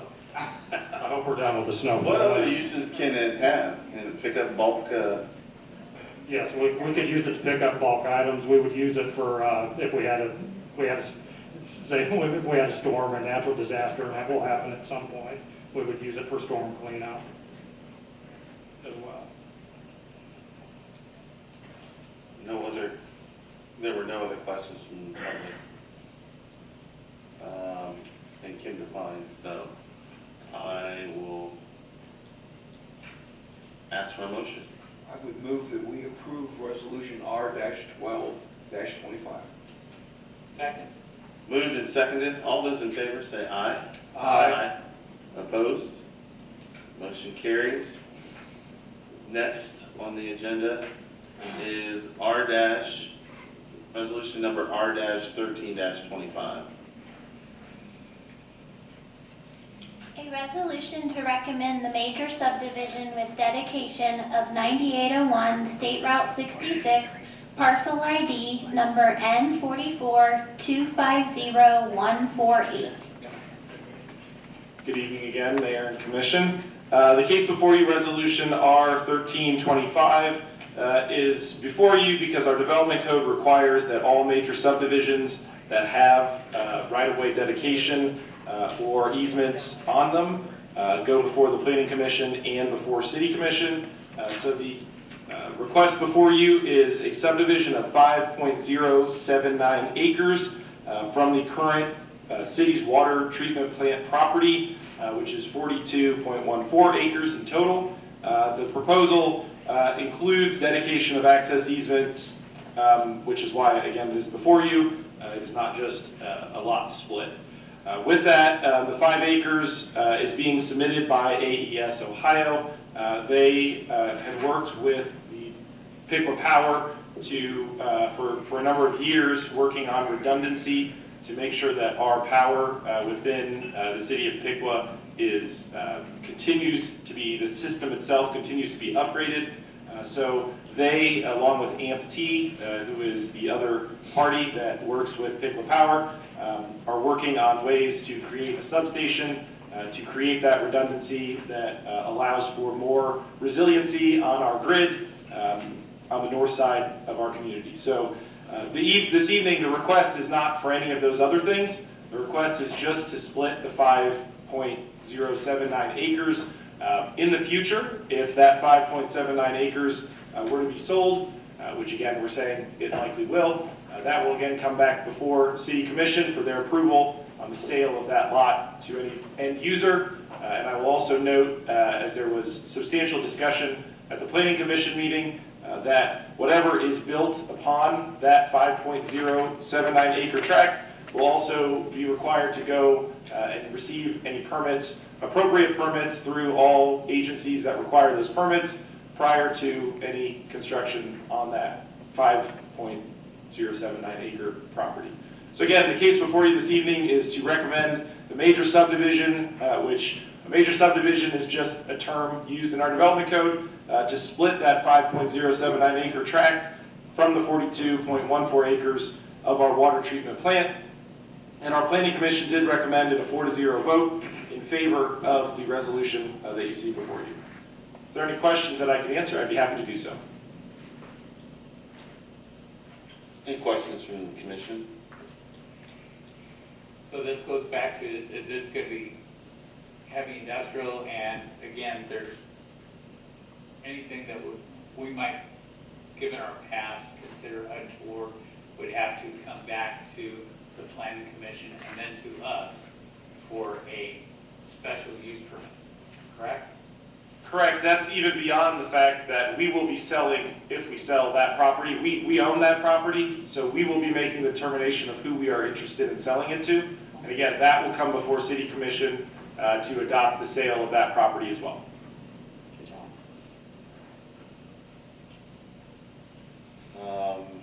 Any other commissioner? Kim Heisler.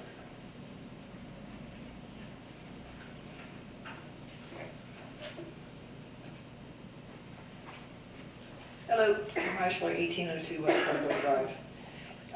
I have a question, and it's the same one that I had in the Planning Commission. Actually, there's a couple of things. Being this is a major subdivision, I don't know if this has to do with zoning. Is this where the folks were notified around there that land was going to be sold, or it was going to be? As part of our notification process, yes, everyone within Okay. the distance were notified, correct? Okay, were they notified that the cul-de-sac is actually going to be where, whoever's going to own that or use that, where they're going to be coming and going? Our notification process notifies people of a meeting, so they notify them that the Planning Commission heard the case on the evening that they heard the case. The details of which you speak are much more detailed than what that notice would have noted. Okay, so they potentially could be totally, have no idea that, okay. So the other thing is, it was mentioned in the planning committee? Planning Commission? That's it, yep. That the high impact industrial standards, and I think you explained this, but I'd like for you to explain this again. In the standards, in our codes, it says for the high-impact industrial, the facility that involves manufacturing, storage, or whatever, which, wait, that's zoning. Well, that's okay. This is not zoning, but this says the standards is a minimum lot of 10 acres, and you guys are recommending 5.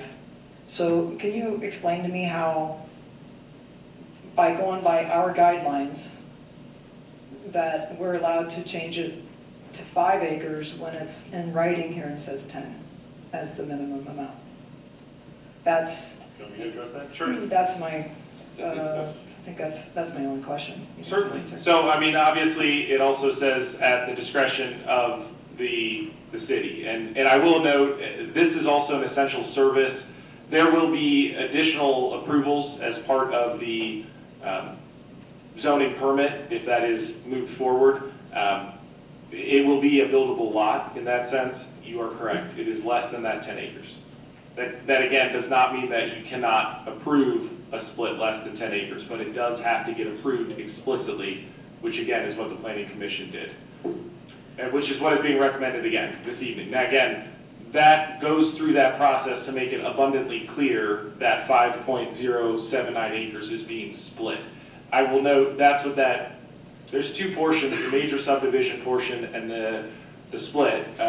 If this split did not include any of those other items, it would not require Planning Commission or City Commission approval.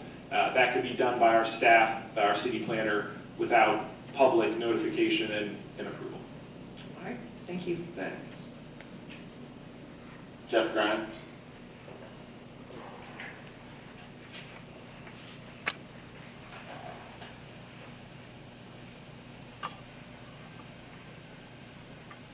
Jeff Grimes, 1512 Margine Drive.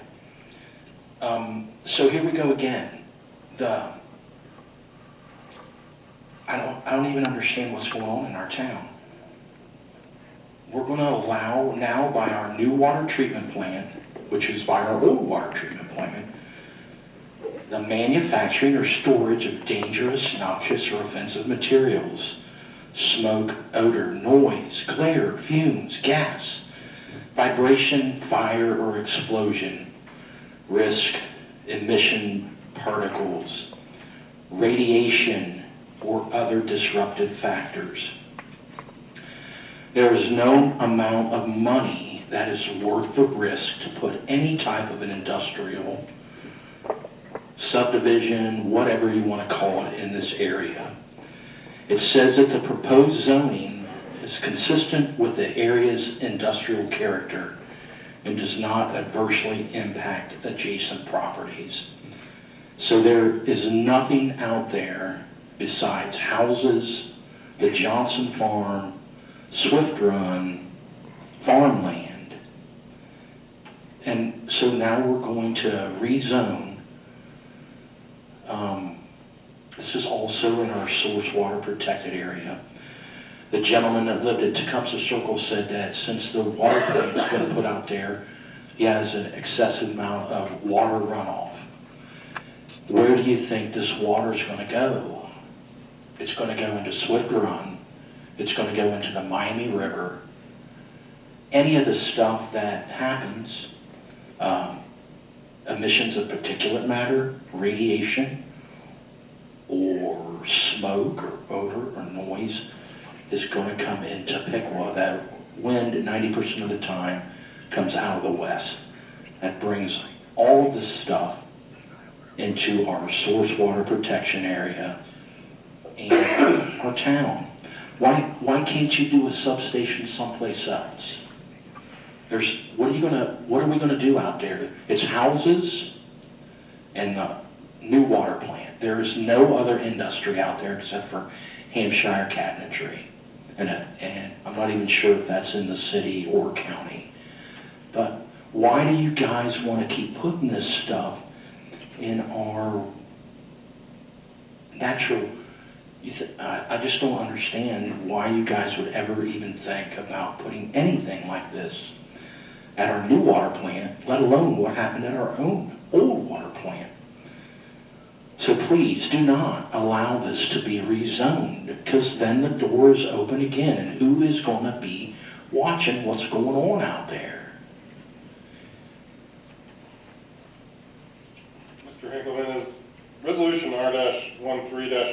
drive pertaining to heavy industry, or is it talking about residential subdivisions? It's not dealing with the zoning of the property, it is subdividing the 5.079 acre property from the existing 42.1 acre property. Okay, but it has nothing to do with zoning heavy Correct. industry? There is no zoning being requested under this resolution. Okay. There are no other public comment questions. Any other questions from, there are no other public comment. Oh, Nicholas Martin, forgot. Yep, thank you, Nicholas. And you left your cell phone up here, Jeff, unless you need it for notes next time. I will. Nicholas Mark, 1433 Covington Avenue. The city, I noted this earlier, and I don't know if this has to do with this resolution to recommend a major subdivision with dedication 901 State Route 66, but there is a certain citizen nearby, and he had grievances about this property in relation to zoning issues. So I don't know if this is a specific topic is covering that, because I know this does deal with zoning. I know, I'm running low. And is this gonna require a clearing of a whole swath of land? I can't answer that. Obviously, when they come forward to cite a project, we would know the answer to that. As of now, the request is to split the 5 acres and potentially sell that property. The final use of it, again, will depend on where that project sits and how it, and to your point, to the Planning Commission conversation, I will note that conversation dealt with elements that potentially could impact the neighbors, like light and screening, and all of those issues, again, would be resolved once an application came forward for a plan for what would be done on that 5 acres. As of now, this request is for the 5 acres to be created from the 42 acres. Okay, and this is located outside the perimeter of the water treatment plant, like outside the gates. This is not within the gates, this is outside the gates. This is coming from, what is it, Hetzler Road out there? Not Hetzler, is it, what's that road out there? Hardin Road? So Hardin Road, across from Johnson's farm, you got the inlet, which I don't know what that word, or what that road used to be called, but that's blocked off now. So in this plot, that would be opened up, and that subdivision would be made somewhere back in that wooded area, correct? It's on the north side of the parcel, on the north side of Hardin Road cul-de-sac, which used to be the Hardin Road bulkhead, yes. Mm-hmm. Yeah, so you said that the citizens nearby were given basically what is, I don't know, referred to as a blanket letter. That is to let them know that this issue will be discussed at the either the Planning Commission or tonight at this commission meeting. I just want to reiterate that there's a lot of people that might not be able to come to these meetings. I don't know, that may be due to their age, their health, unawareness. There's a number of myriad of things, and it's. I know, Kyle, you said there's things that got to be approved before we move forward, but I'm kind of synergistically relating this to what happened with. I know this isn't this topic, but I'm just saying battery burns. That whole issue started at a planning commission. We had that issue, this last issue tabled at the last planning commission. So we're trying to watch our P's and Q's here, because we don't want battery burn 2.0. all those residences out there, all those residents that live out in that area, they might not know what's coming their way. They might not know this substation with this, like this hum, that's, all these deer used to come around my house, and now they're not coming around. We used to see eagles out here. I mean, these heavy machinery came through and tore up all these woods, and just complaint after complaint after complaint. And then before you know it, you got Fox 45, ABC 22, CBS, Channel 7 saying, what the heck's going on in Piqua, Ohio? How come they cannot keep it together? You know, what's going on in Piqua, Ohio? So maybe I'm asking for a tabling of this issue tonight. Your time is up. Kyle, what's the current zoning of that parcel? Well, that is one of the Planning Commission conversations that are still occurring. It is very similar. It is actually zoned industrial. It is not zoned 2023 industrial. And so we are trying to interpret what that looks like because it does not, it's kind of like the wine site. When our zoning code in 2023 was adopted with the development code, there were some parcels that were intended to continue the designations, and for whatever reason our map does not reflect. So the water plant property, which includes this, is zoned IH. So I will tell you, I believe, until we're 100% clear on our interpretation, we believe this is already zoned IH, but that is, I think, up for interpretation, which the Planning Commission and our legal counsel, we're going to work through those items prior to the next Planning Commission meeting. Gotcha. But we're not turning something that's not industry into suddenly becoming industry. It's already. No, it's currently, yeah, correct. And again, the water plant is in the IH zoning district because that is where the essential service lives. Was the old IH designation, is that substantially similar to the new heavy industrial designation?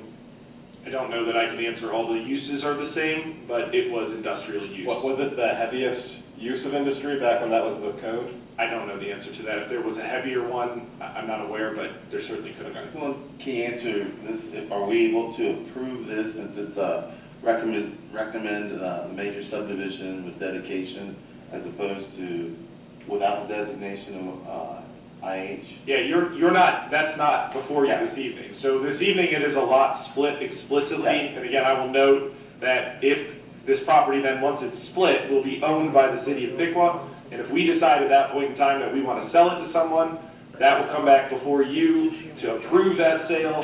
And then once that sale occurs, if it does, then the permit process will occur for whatever happens on the property to meet all of our code regulations. Yeah, but just to clarify for everyone, this is not suddenly turning this into new heavy industry. We're not even changing the zoning at all. We're just cutting apart a piece of an existing property.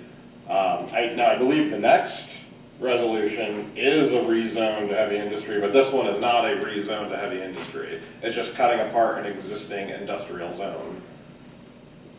Correct. Our water plant, 42 acres, is being split by 5 acres. I will call for a motion. Mayor, I move that we adopt resolution R-14-25. That's 1325. Yes, I made the same mistake. Yeah. I'd second that motion. Moved and seconded. All those in favor of resolution number R-13-25, say aye. Aye. Opposed? Motion carries. Next on the agenda is resolution number R-14-25. A resolution authorizing a zoning map amendment to the City of Piqua zoning map to designate parcel number C06032810 to IH Industrial Heavy. Good evening. Resolution R-1425 is a zoning designation of a property that will come before you in the future.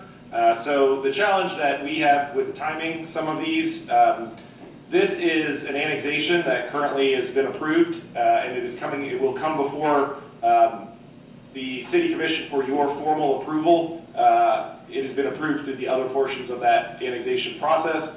The final formal approval through City Commission will occur if you so choose to approve it. That will be in 2 weeks, so February, no, it will not be on the 4th, it will be on the 18th. February 18th, you will see that annexation, but the annexation request is for 38.66 acres on the south side of the city. This is the property that is owned by Bruns. They are requesting to annex that property into the city of Piqua, and as such, we are obligated to provide a zoning designation to that property. So this is preemptively zoning that the IH Industrial Heavy District, which again is similar to all of the other properties on the south side of town. This property is actually south of Farrington and is just to the west of I-75 up against the highway. Zoning, the planning commission's already approved it? Correct. The zoning commission, or excuse me, the planning commission recommended 5-0 in favor of this at their meeting earlier this month. If there are any questions about this designation, I'd be happy to answer them.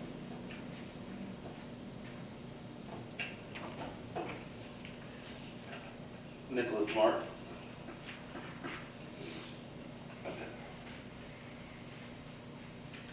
And Kim? Okay. I'll ask for a motion then. I move that we adopt resolution R-14-25. Second. Moved and seconded. All those in favor say aye. Aye. Aye. Opposed? Motion carries. Next on the agenda is resolution number R-15-25. A resolution authorizing a purchase order to Ohio Cat to purchase a new 2024 420XE backhoe for the street department, power department, and utility department. Yes, the Public Works Department, Power Department, and Utility Departments are requesting to purchase a new 2024 backhoe from Ohio Cat. This was approved in the 2025 budget. This backhoe is competitively bid through the Sourcewell contract. We will be selling on Gov Deals 2 of our older backhoes and then maintaining 2 backhoes instead of 3 backhoes throughout our city departments moving forward. Funds from the sale of the 2 older backhoes will be placed back into the utility and power funds who originally purchased those units.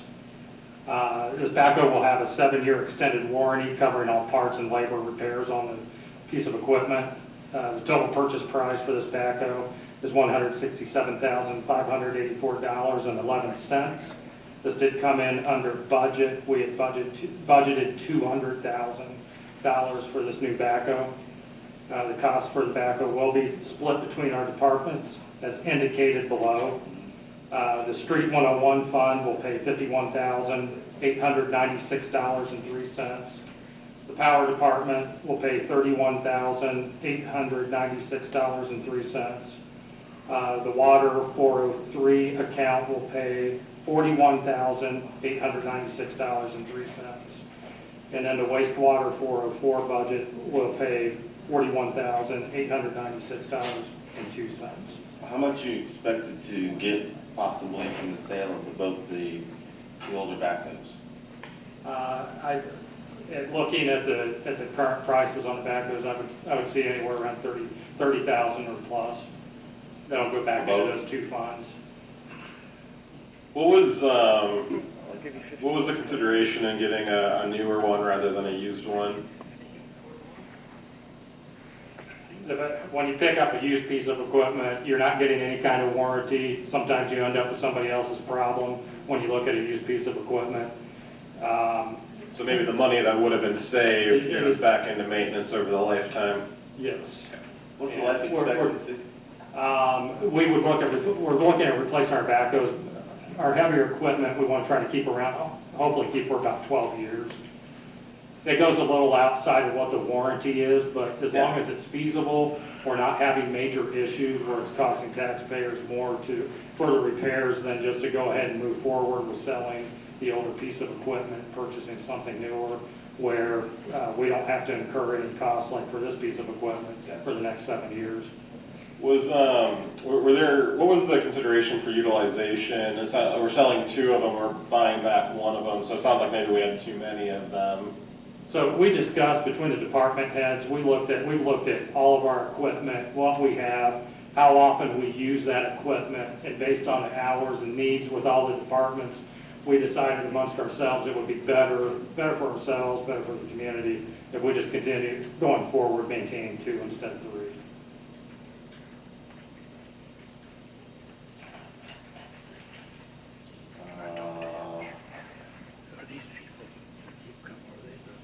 Kim?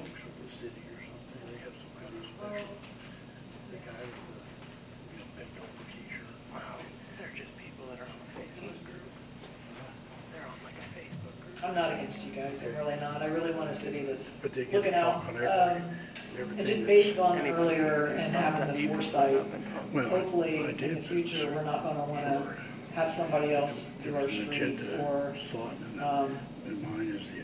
outsource like snow plowing, stuff like that.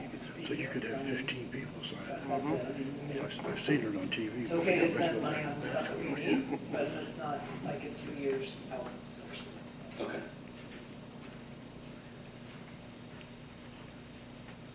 Nicholas Smart?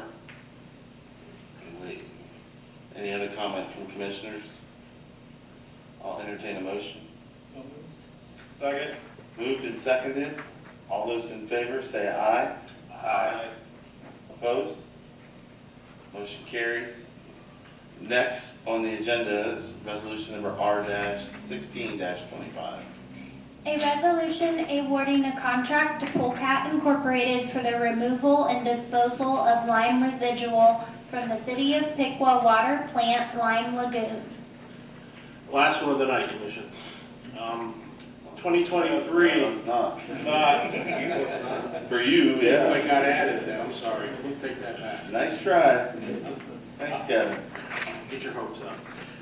2 years ago, we went out to bid on our lime sludge removal. We do this every 3 to 6 years, going back since we've had to get rid of lime sludge.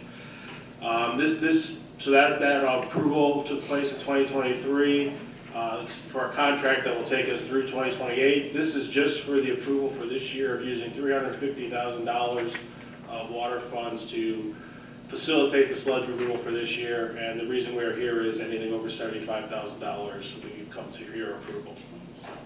Nothing new with this, what we've done in the past. Every 3 years, you said? Well, this last contract we did extend it out a little longer, but yeah, this one will go through 28, I believe. Is there any value to that lime material in terms of farm production or? That's where it's going to farmers. So the Polecat, they haul it, kind of a liquid slurry in their tanker trucks, take it out to farm fields once the crops have been taken off, or before the crops have been put on, and it really raises the pH of the cropland.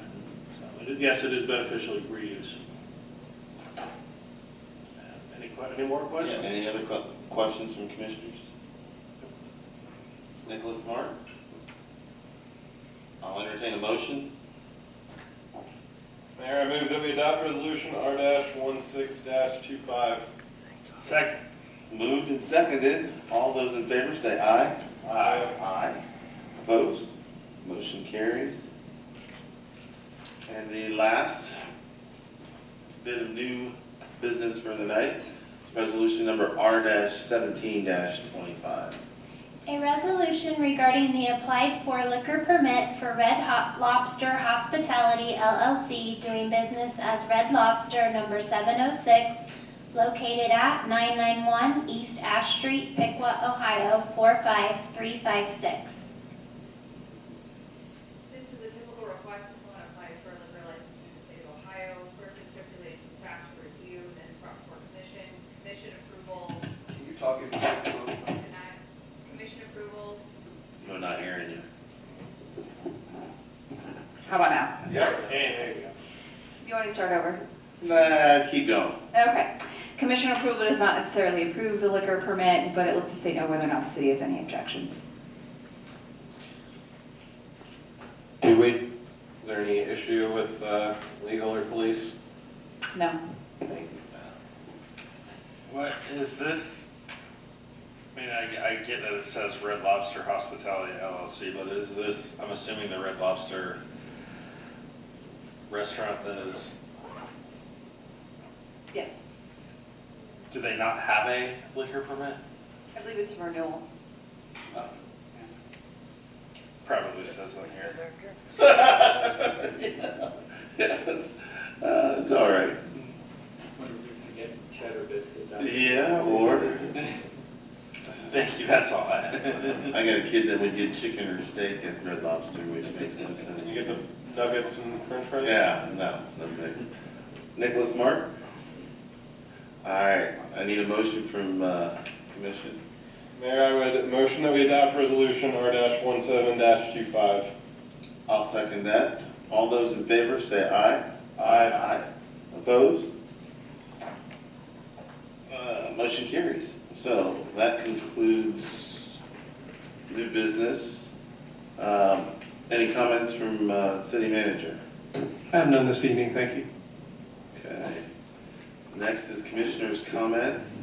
We will start with Commissioner DeBras.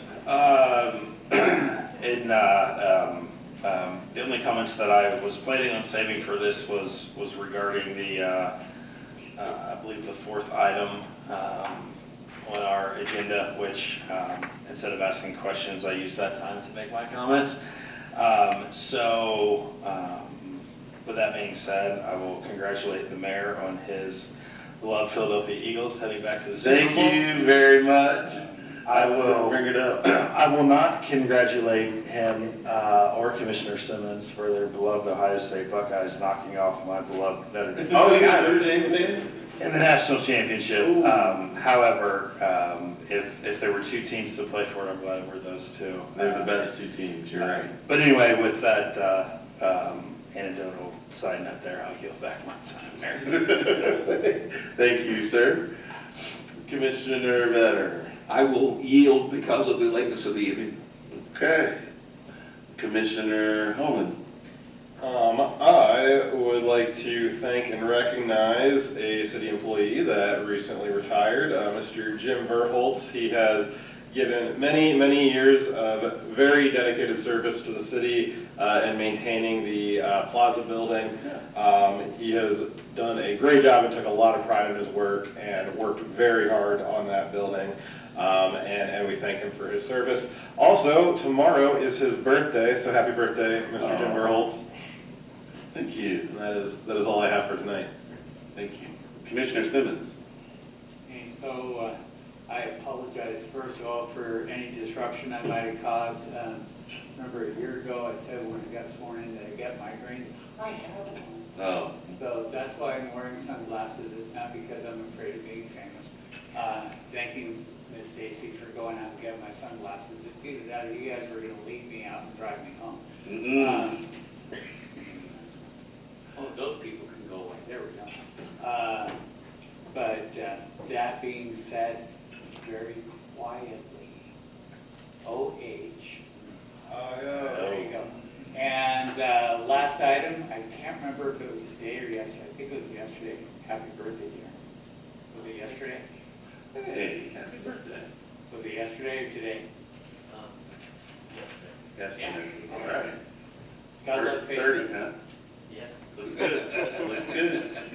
No gray, I see. Well, just a little. All right. That's it? All righty, thank you. Hey, I want to start my comments by thanking the street department employees and city employees who braved that cold weather and kept our roadways clear and me able to, and other citizens able to drive on the roadways. The street department, it was freezing, literally, and they were out there and they did a good job, and I appreciate the job they did. I too am an Ohio State fan through and through. The best two teams were in the national championship. I was very happy Ohio State won. And I was glad to see Notre Dame put up a heck of a fight and they were coming back. But there's only 60 minutes in the game, so. And yes, my Eagles are going back to the Super Bowl. It'll be 4 times since the year 2000 that they've been in the Super Bowl. I'm very, very pleased about that. If you haven't seen a Piqua basketball game, please go out and watch one. It's getting near the end of the season because February gets there, you know it's about tournament time, so get out there. Or if you haven't seen a Lehman Catholic basketball game, go watch them. They've only had 1 loss so far this season, 1. So they're tearing it up pretty good, and my son's on the team. So with that said, I will take a motion to adjourn, and then we will start non-agenda public comment right after. Mayor, I motion that we adjourn. Moved and seconded. All those in favor say aye. Aye. Opposed? We're adjourned. Yep, you can take a minute. Hey, well, I have a question. I was hoping here for about a shed. Be approved for a shed. All right, I don't know if this is the place to get approved for a shed. Did you, It was the van. Okay, yeah, it was like the one that I had to do. a van? Convenience. You got that shed that's already there. Okay, and it was too close to the dock. Have you gone to the zoning department and talked to them? All right, so when we come reconvene, I want you to come up and talk, okay? And explain. You can go. You got it in my range. Yes, go. Okay, get out of here. We'll stick around. Not everybody has to stay.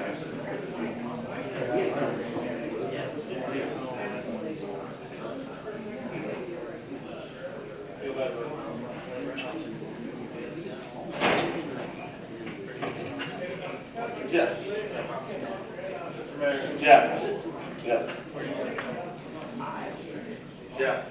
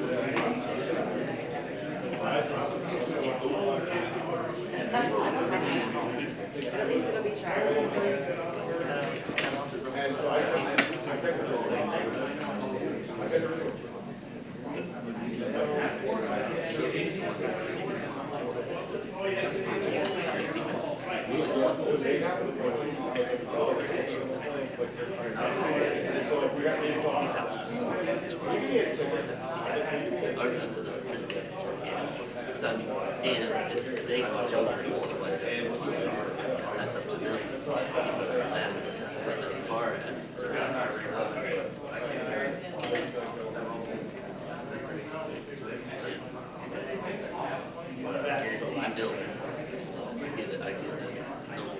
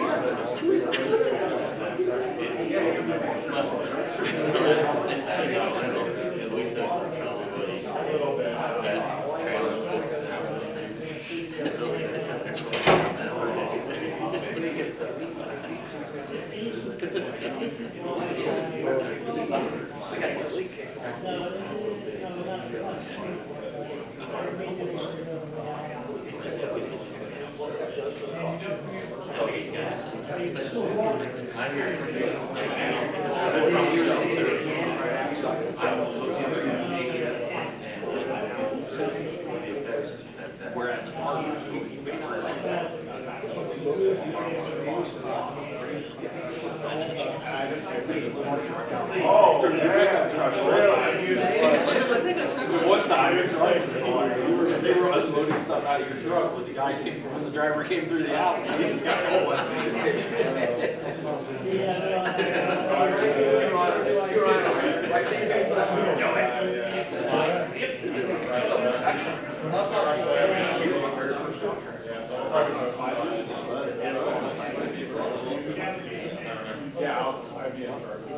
He had just so many markers, so I remember riding the I told my mom, like, there's a bunch of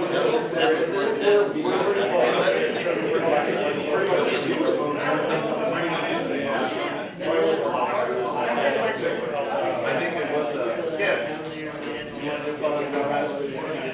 All right, thank you guys. Did you want to do public comment? All right. Nick? Adam, we're going to do public comment. All right. We are back on the record. We're going to do public comment. See you, Darren. I'll give you a call. Yeah, thank you, sir.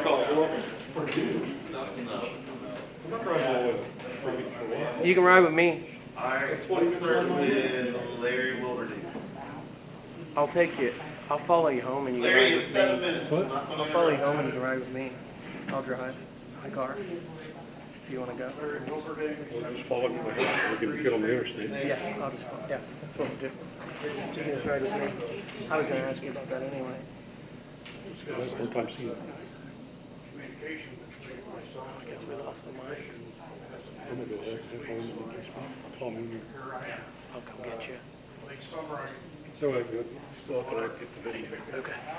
Yeah. Worked hard, got turned it off. I had 70 viewers. Good. Found out the next day I went to the. Text me when you're on the way. Okay. Can't hear right now. Yeah, because they said no.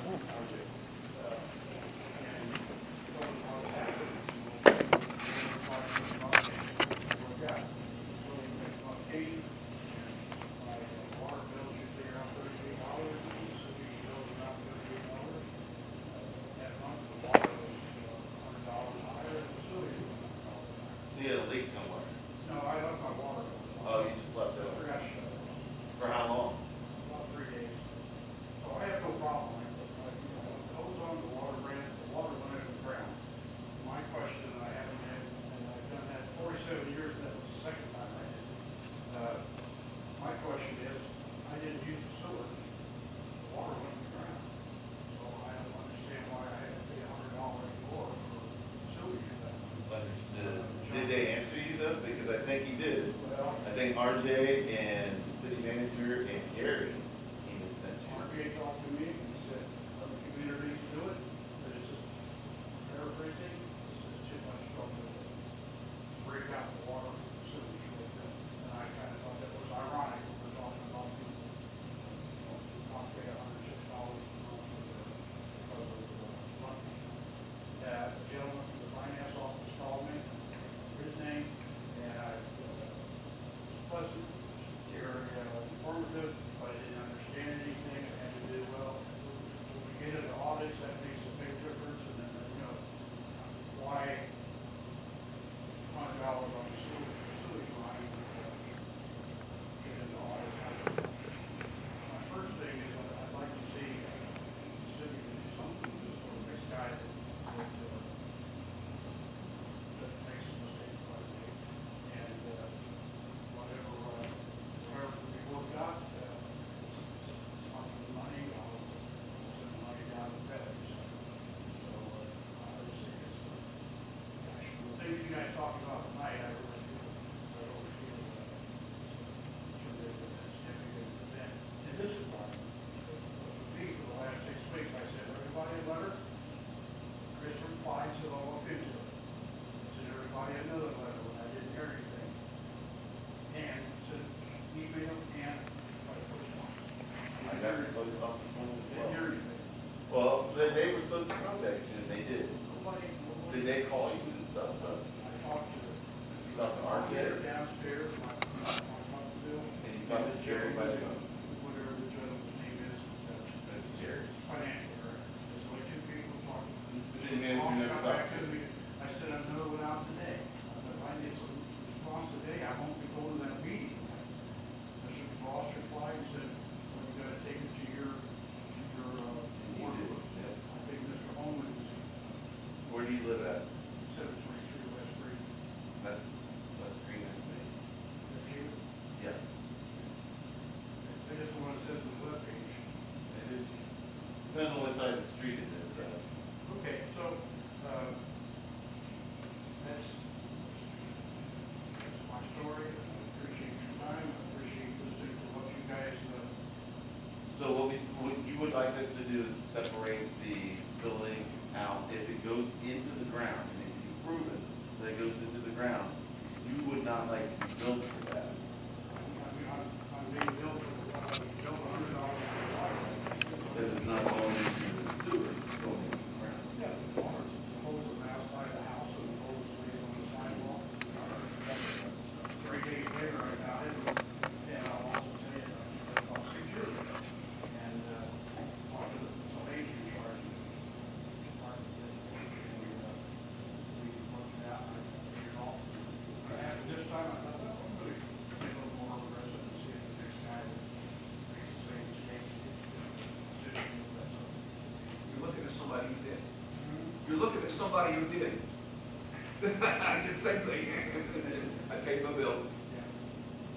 I don't like to pay for something I didn't use. We used it, but we just couldn't funnel it down the drain. Sorry? I said, we used it, it went to your meter, but it went down to the yard instead of going down the sewer. Yeah, in my case, too.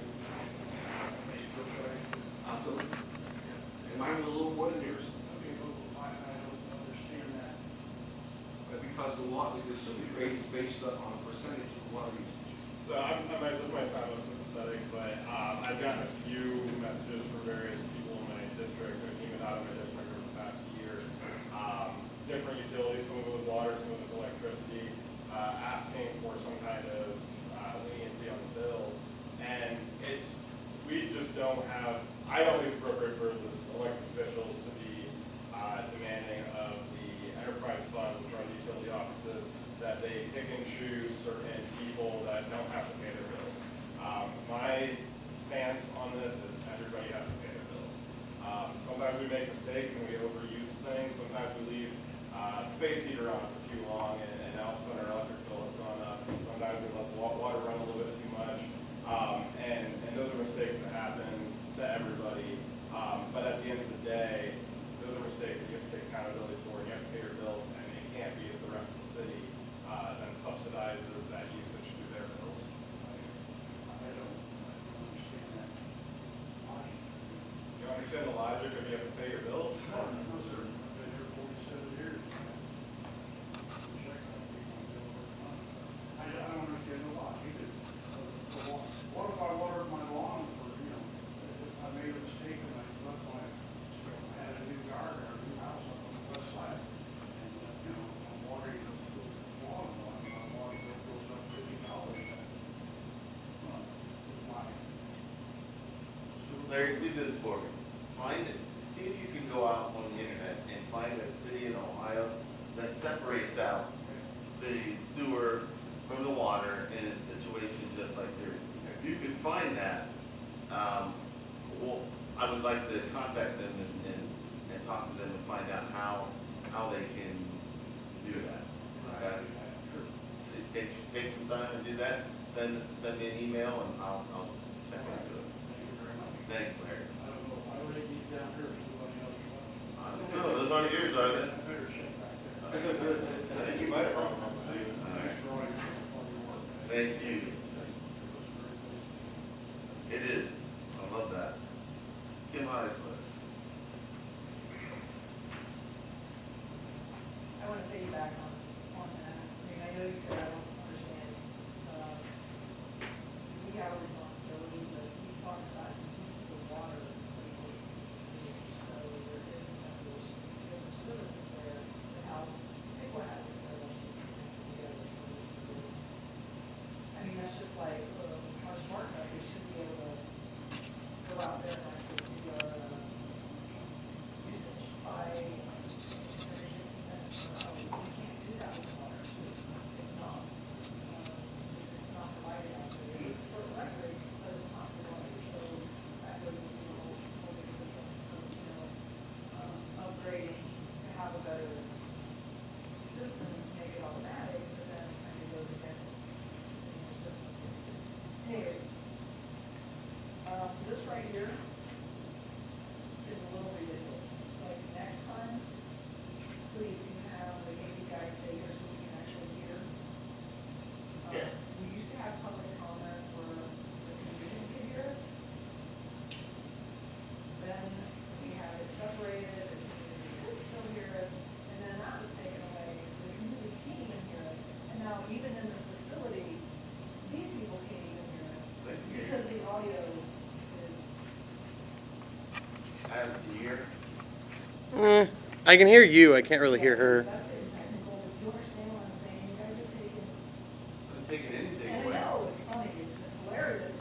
No, it's not funny, and it's not hilarious, but we don't have to have public comment. You know that, right?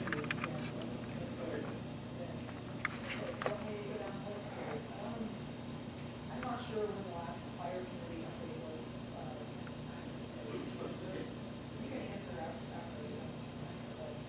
It seems if I remember right, when you guys put together a fire committee, you were after them, once they got put together, one had to get something put together, you were done a little bit because you didn't want to have this name. Since we've gotten the attorney,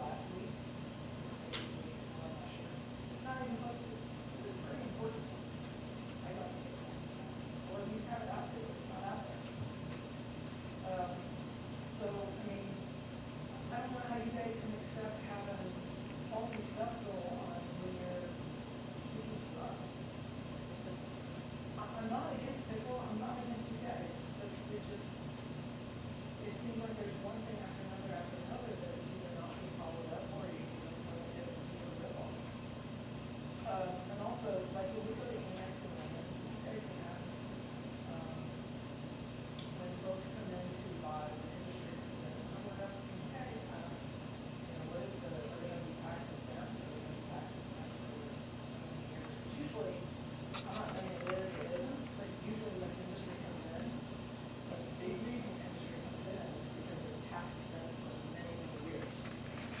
Which is the exact opposite of why we want businesses to come in. So it's very complicated, but that would be a good question to ask. And also, I want to give you guys a copy of the standards that I talked about earlier about the minimum quantity of 10 acres. Because this is something else where we have codes and standards, and on 3 different occasions, like in this case, yeah, well, you know, it's up to us to change that or whatever. Well, it's written here for a reason. It's supposed to be that. We have like a 60-day time frame for a contract. Earlier, it was actually 62 days when it finally got passed. And it didn't matter that it was a 60-day contract because they said, oh, you know, at our discretion, we took it as if they were actively working with it, then it was still okay. But it was after 60 days. Why have rules if you're not going to follow them? We have to follow them. There's no way to say something like that. To follow them. And just another thing, I'm sure you guys got copies on this, but I actually made a visit to the city building. I haven't been here. You know, it'd be kind of nice to come down and actually maybe look through some papers and see where things are and, you know, kind of get to know the place a little bit. I came and went to the city manager's office because, again, the paperwork here says, planning information in the clerk's office. Somewhere else it said, health and human resources, planning codes, or whatever, codes. And I go and I ask questions, multiple questions. And then actually I saw Jerry, and he came over and said, Karen, I want to answer some questions for you because it's easier to do it in person than it is in the writing. And then, you know, I got to meet with the lawyer, that was good. And then I also talked to somebody else. So you're looking at the time and see how much I have. Okay. So. See my phone? No, you're not. But anyways, so I was in there quite some time. That was Friday, and it was after hours. They were willing. They could have said, "Hey, we're done." Although the lawyer did say that. So Saturday. Yeah, that's great. So anyways, he said, so regarding the fire committee, I just find it interesting that when we were engaging with the fire committee and asking them questions, we were being accused of bias, and then we stopped engaging with the fire committee as much and stopped asking them questions. And then we were biased because we didn't get them a lawyer. Then we did get them a lawyer, and now that's the bias. And then now we're not engaging with questions, you know, making demands of them, and that's the bias. And it seems like it has just been this impossible standard that has been constructed to always make us look like the bad guys. As for why the stuff continues to maybe not perform to expectations, I'll note that this commission voted no on a renovation package at the end of last year.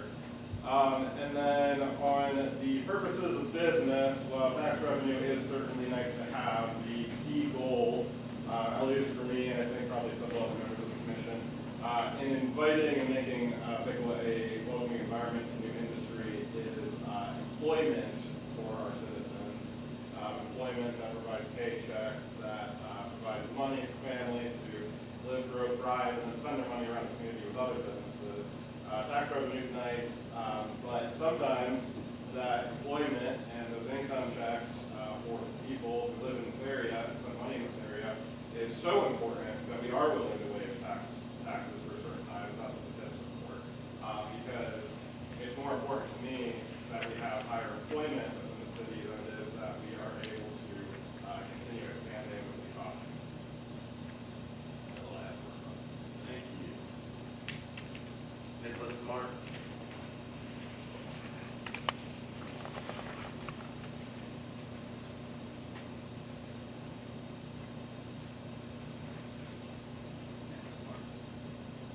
It's not on. No, you're going to have to talk loud. All right.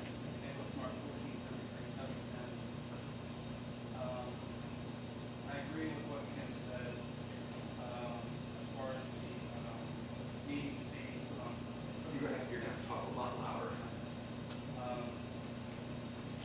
microphone's not on. No, there was 2 microphones up here. That's from our independent buddies. Oh, you want me to use one of those? We don't hear that. But go ahead. That's Brett's. He left it off to grab it. So I do agree with him in that the meetings should be put back on YouTube. Because this system right now it has buffering issues, audible issues. It has just the ability to acquisition it, wire it through a certain medium that you have to go through that a lot of people might not be aware of. Say meetings like this. Also, I don't know if you guys can get out there and write this down here. I'm still having trouble here. You gotta talk up. You gotta talk louder. Talk louder. Okay. Let's see. What percentage of the electricity generated with this new substation will post, transmit, or either currently into the foreseeable future? Like say, 10 years, 15 years, 20 years more down the road, what percentage of electricity that will be from fracking? Yeah, right now.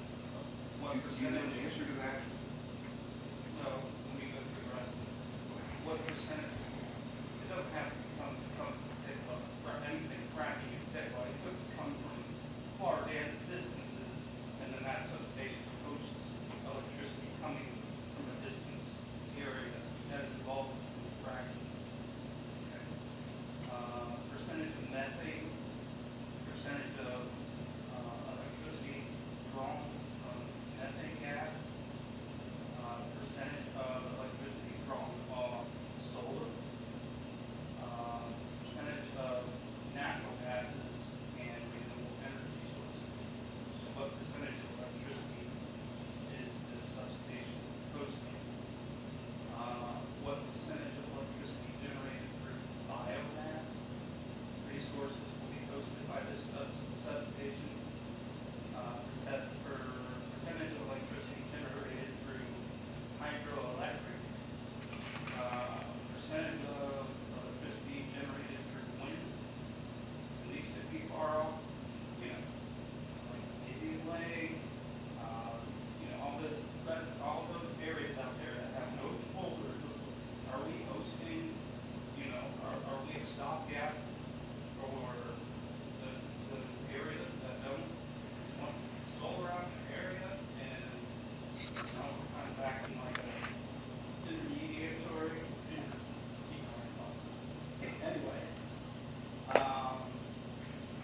so if the percentage of electricity carried through the grid pipelines that do not host electricity generated through wind, solar, biomass, hydro, natural gases.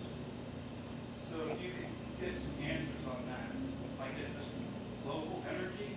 Is it hosting localized electricity? Or is it going to host all these other fracking, this could be out in the distance, fracking, solar, natural gases, renewable energy, electricity generated through biomass? Nicholas, can I ask you to send me that question so I can get you an answer? You can come to the energy board meeting, get the answer right now. We got that today at the energy board meeting. And information's available.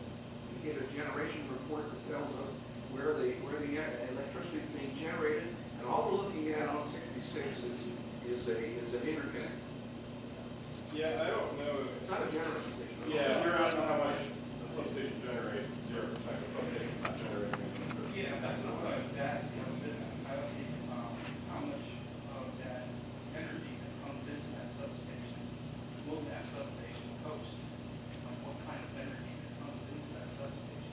Maybe you can come to the energy board meeting, you get that information right now. We get a report every month that shows where we buy our electricity. Did you just conduct an energy board? I'm sorry? Yeah, we just had it today. What do you do? So on the calendar on the website.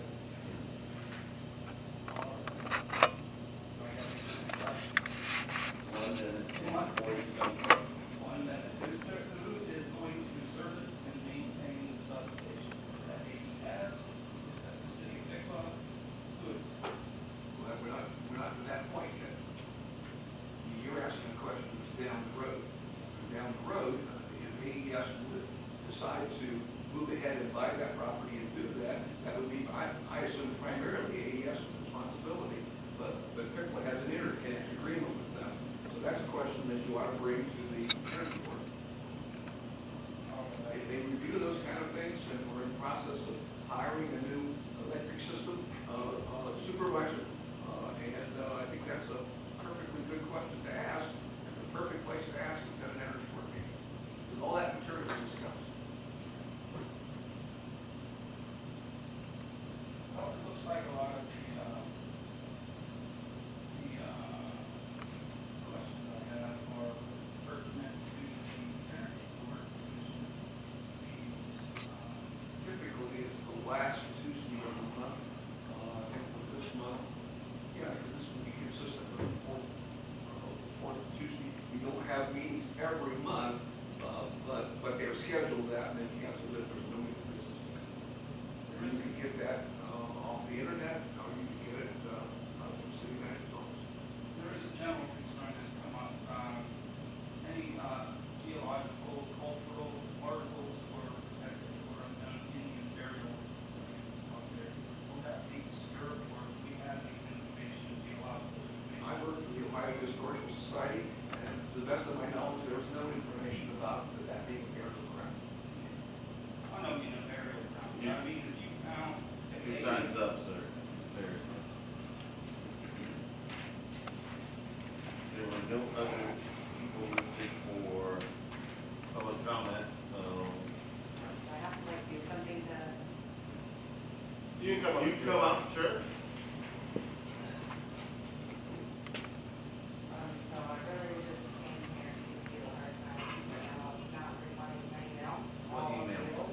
We left this email in September about the whole park board. I can't hear you. About what? Whole park The board. whole park board Oh. email, so you guys must sit here and ask for you to need my help, to let me know what happens, you just try for help, and nobody responded to me. Not a single commissioner responded to my email, phone, gave me a phone call, reached out, not saying whatsoever, and I was the worst city manager, or the city manager, or the tax collector, about it. I just think Mr. Ross was so quiet, because he was my commissioner, so I just came to call you all out on it. Oh, funny, because I talked Somebody to. responded to an email that was probably the most difficult email that I've ever written in my entire life. You cannot know what you want. I know what you're talking about, and I talked to several of the park board members after that email. I talked to Marcia, I talked to Terry, I talked to Cindy, I talked to all three of them about it. That's why I asked the questions that I asked tonight. So, But I'm not in the business of every one of us in public. it's your fault, you're more welcome. But, I may not have responded to you, but I did talk to the park board members as a result of your, and I talked to several of them as a result of your email. So, not like we did listen. There was whatever, 70 people on my email, I didn't forgot to anybody. So I'm just very disappointed in that. And I don't know how we can move forward and make anything happen as far as if we don't have to go. Coming from park board, that's a person. We heard a report tonight. I think we asked questions about parks and those kinds of things. And I asked if there was anything that we could do to help with that. I mean, is there something on there that didn't get done? I guess the question. That's another time, I'm not gonna keep it right here for another 30 minutes, but it's only 3 minutes. I'll let I you think know it's that, fair enough for me to say that if you were to go back and read that email, certainly somebody should respond. thanks, we responded to the, Thank you. yeah. Did you talk to her?